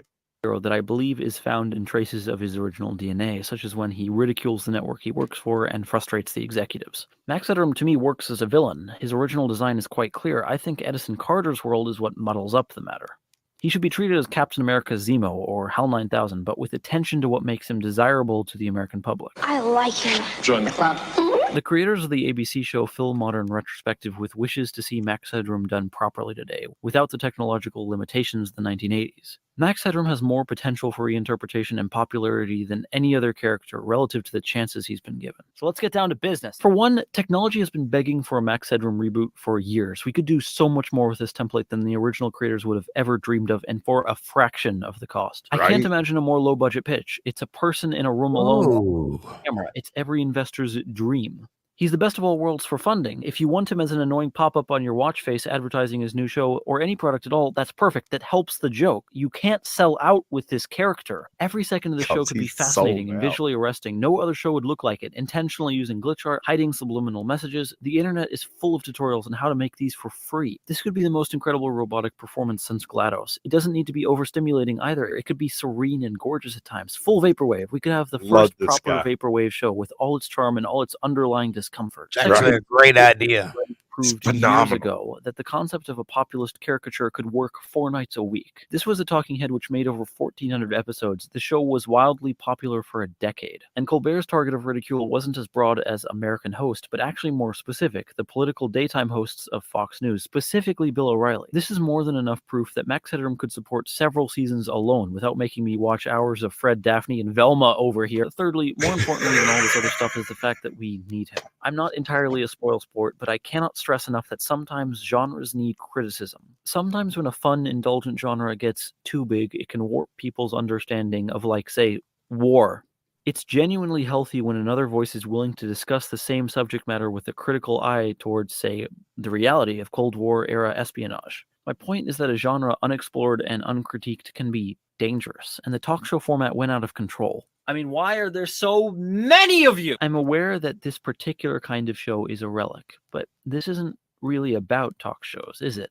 When Max was on it, cable was the most invasive form of media. 3 decades later, it became a war on all fronts. TV hosts didn't go away. They adapted, evolved. The next generation made long podcasts and tweeted hourly. The danger was always audiences developing pseudo-personal relationships with people they never met. Cable seems quaint in a world where every social platform has allowed us to listen and watch all you beautiful bastards. relentlessly. Max Headroom is the darker side of Let's Players, of streamers and podcast interviewers. He's propaganda and advertisers. He's disgusting. I want to see him playing video games badly while streaming and begging for subscribers. I wanna see Right, him do constantly terrible things begging and for make money. insincere You got to send performance more money, or I apologies that can't don't play this work, game much and more. successfully critique just how But he's never cult-like the stopped. He's audience like of some of Dr. these personalities Disrespect. became. Bad I wonder if we could get away with that. Deliver contradictory government Using propaganda. Max Headroom directly, no, but if we could work up a glitch effect that would be at least acceptable. I'm sure you're already functioning with the green screens and whatnot. It should be too. And Grimm's doing a whole bunch of weird filter stuff. Really, I need to check your channel out. You need to go check him out. He's got some wild stuff going on over there. And So Can you give me a link? like Max Headroom, except I admit it's crap. It's doubt funny, but it's humorous. It's I just don't accept garbage. Other people's stuff coming in. Yeah. I Can don't you want drop a link in the chat so I can go check you out? working on it. Yeah, I'm working on it. Are you working on it already? Are you? I'm working on it. Thank you. You can check me out too, but I'm just going to preach at you. So Oh, so you're the modern day Max Headroom? no, I'm a Bible teacher. All right. That probably wouldn't interest you, but if you're interested, come check it out. I always tell people Jake hates this shit.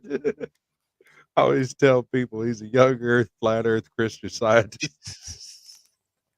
And even if they don't show up for any of that, they show up just to see what that person might look like. No other reason. You get one view out of it.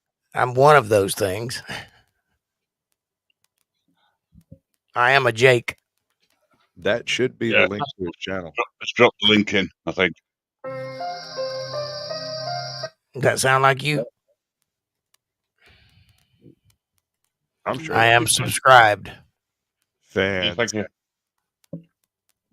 And Iran has issued a statement accusing Iraq over Iran's denial of Iraq's allegation that Iran has lied about Iraqi planes attacking. And then try and claim to have always been apolitical. I want All to right. interviewing all All the right, wrong hold people and chasing conspiracy. on. You hear what he just said? I did. Do I need to run that back by y'all? You can. I got it, but you can run it back. It's hilarious. Subscribers. I want to see him do terrible things and then make insincere performance apologies that don't work, and successfully critique just how cult-like the audience of some of these personalities became. You know what? I want Max Headroom to blatantly deliver contradictory government propaganda. Iran has issued a statement accusing Iraq over Iran's denial of Iraq's allegation that Iran has lied about Iraqi planes attacking. And then try and claim to have always Dude, been Eminem could apolitical. do it. I want him interviewing all the wrong people and chasing conspiracies. Is that too much to ask? I'm sorry. It's the pressure of being a star. It would be fascinating to see him return, as long as we make sure to remember this time that Max Headroom is not your friend.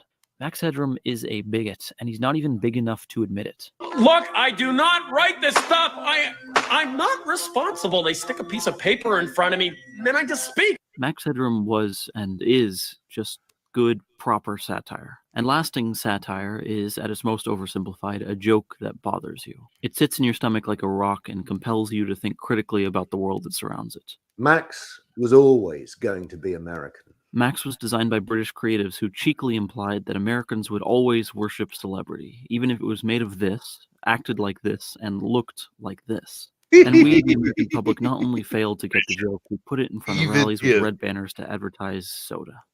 Because of course we did. So, thanks for watching. And we'll see you again real soon.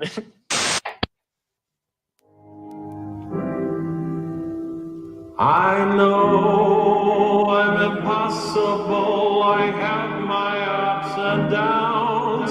Forgive me. Absolute glory, isn't it? We need a Max Headroom Alex Jones crossover. Right. We need somebody to take a whole bunch of Alex Jones clips or Trump clips. That would be awesome. Yes. And gimmick them up. And then, God, we need I need a Trump filter so bad. I want to do the MAGA Force thing I was telling you about. I've got a couple of ideas. We could create all of the channels ourselves. It wouldn't be terribly hard. And then I believe it was my idea.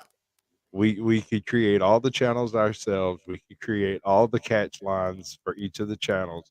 The only issue is it would be a full-time job to film all the tidbits.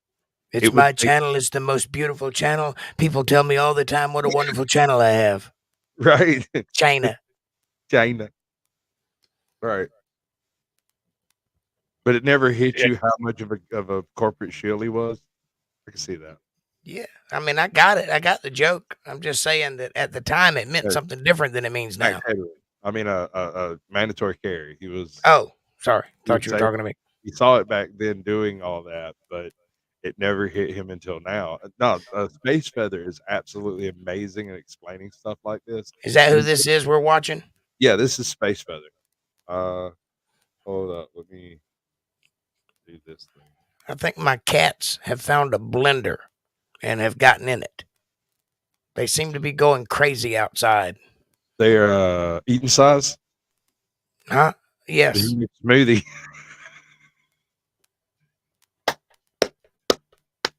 Oh, I might have been doing this for too long. I think my Red Bull's wearing out. What should I do? Should I drink another Red Bull and try to Yeah, okay. 3 people just left. I'm joking. There was nobody watching in the first place.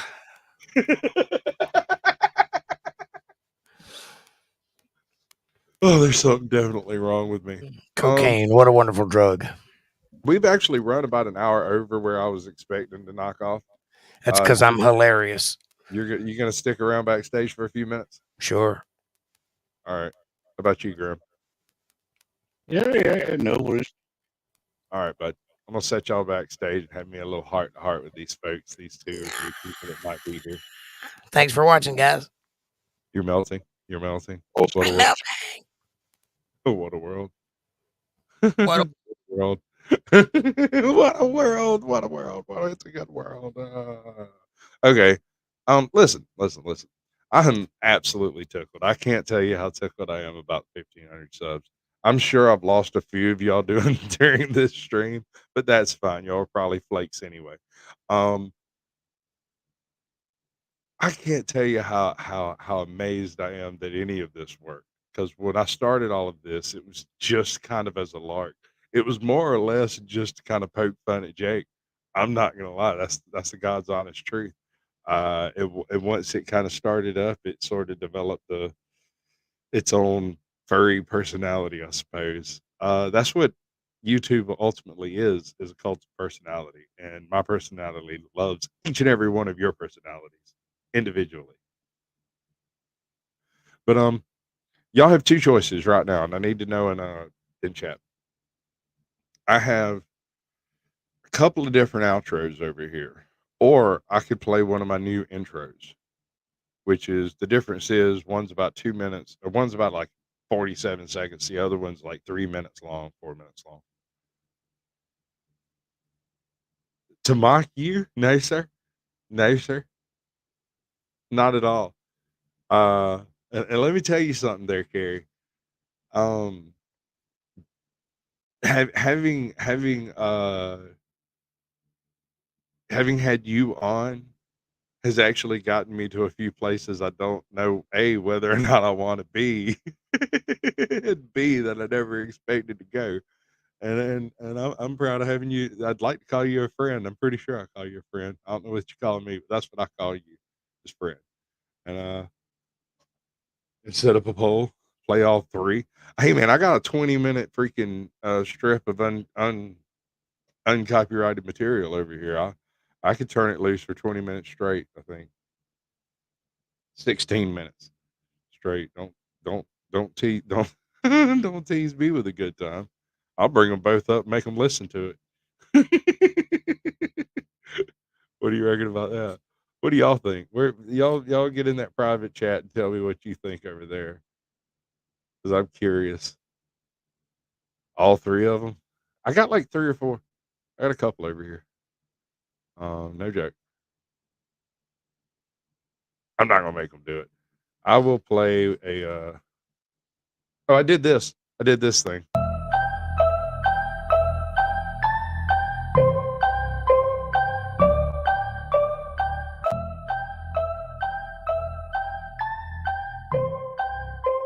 I figure I use it much like the Jeopardy thing.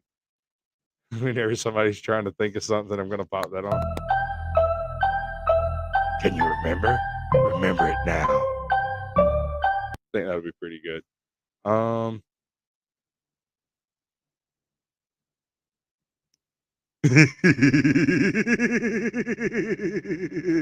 You're gonna do the thing with the other thing. All right, brother. I'm gonna do this.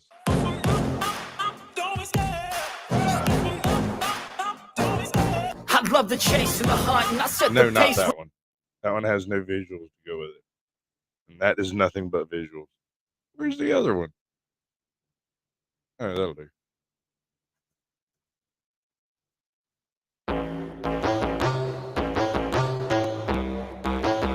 Touching my hands fucking bleed.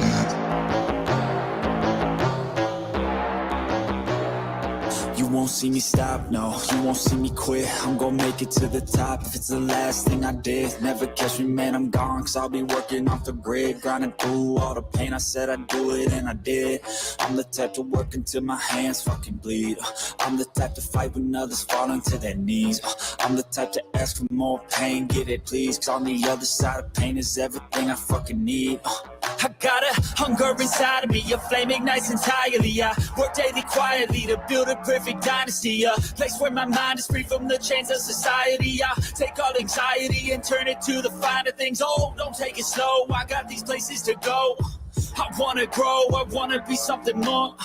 A different mode, I'll hit if I gotta go. Cause I got something to show the world that one day will know. You won't see me stop, no, you won't see me quit. I'm gonna make it to the top if it's the last thing I did. Never catch me, man, I'm gone, so I'll be working off the grid. Grinding through all the pain, I said I'd do it, and I did. I'm the type to work until my hands fucking bleed. I'm the type to fight when others fall into their knees. I'm the type to ask for more pain, get it please. On the other side of pain is everything I fucking need. Touching my hands fucking bleed. Touching my hands fucking bleed.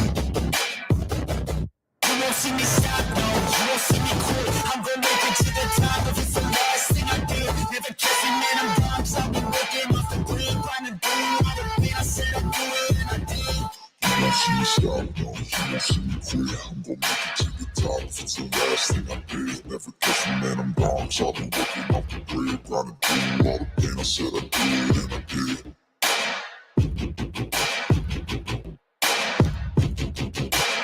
Touching my hands fucking bleed. Touching my hands fucking bleed.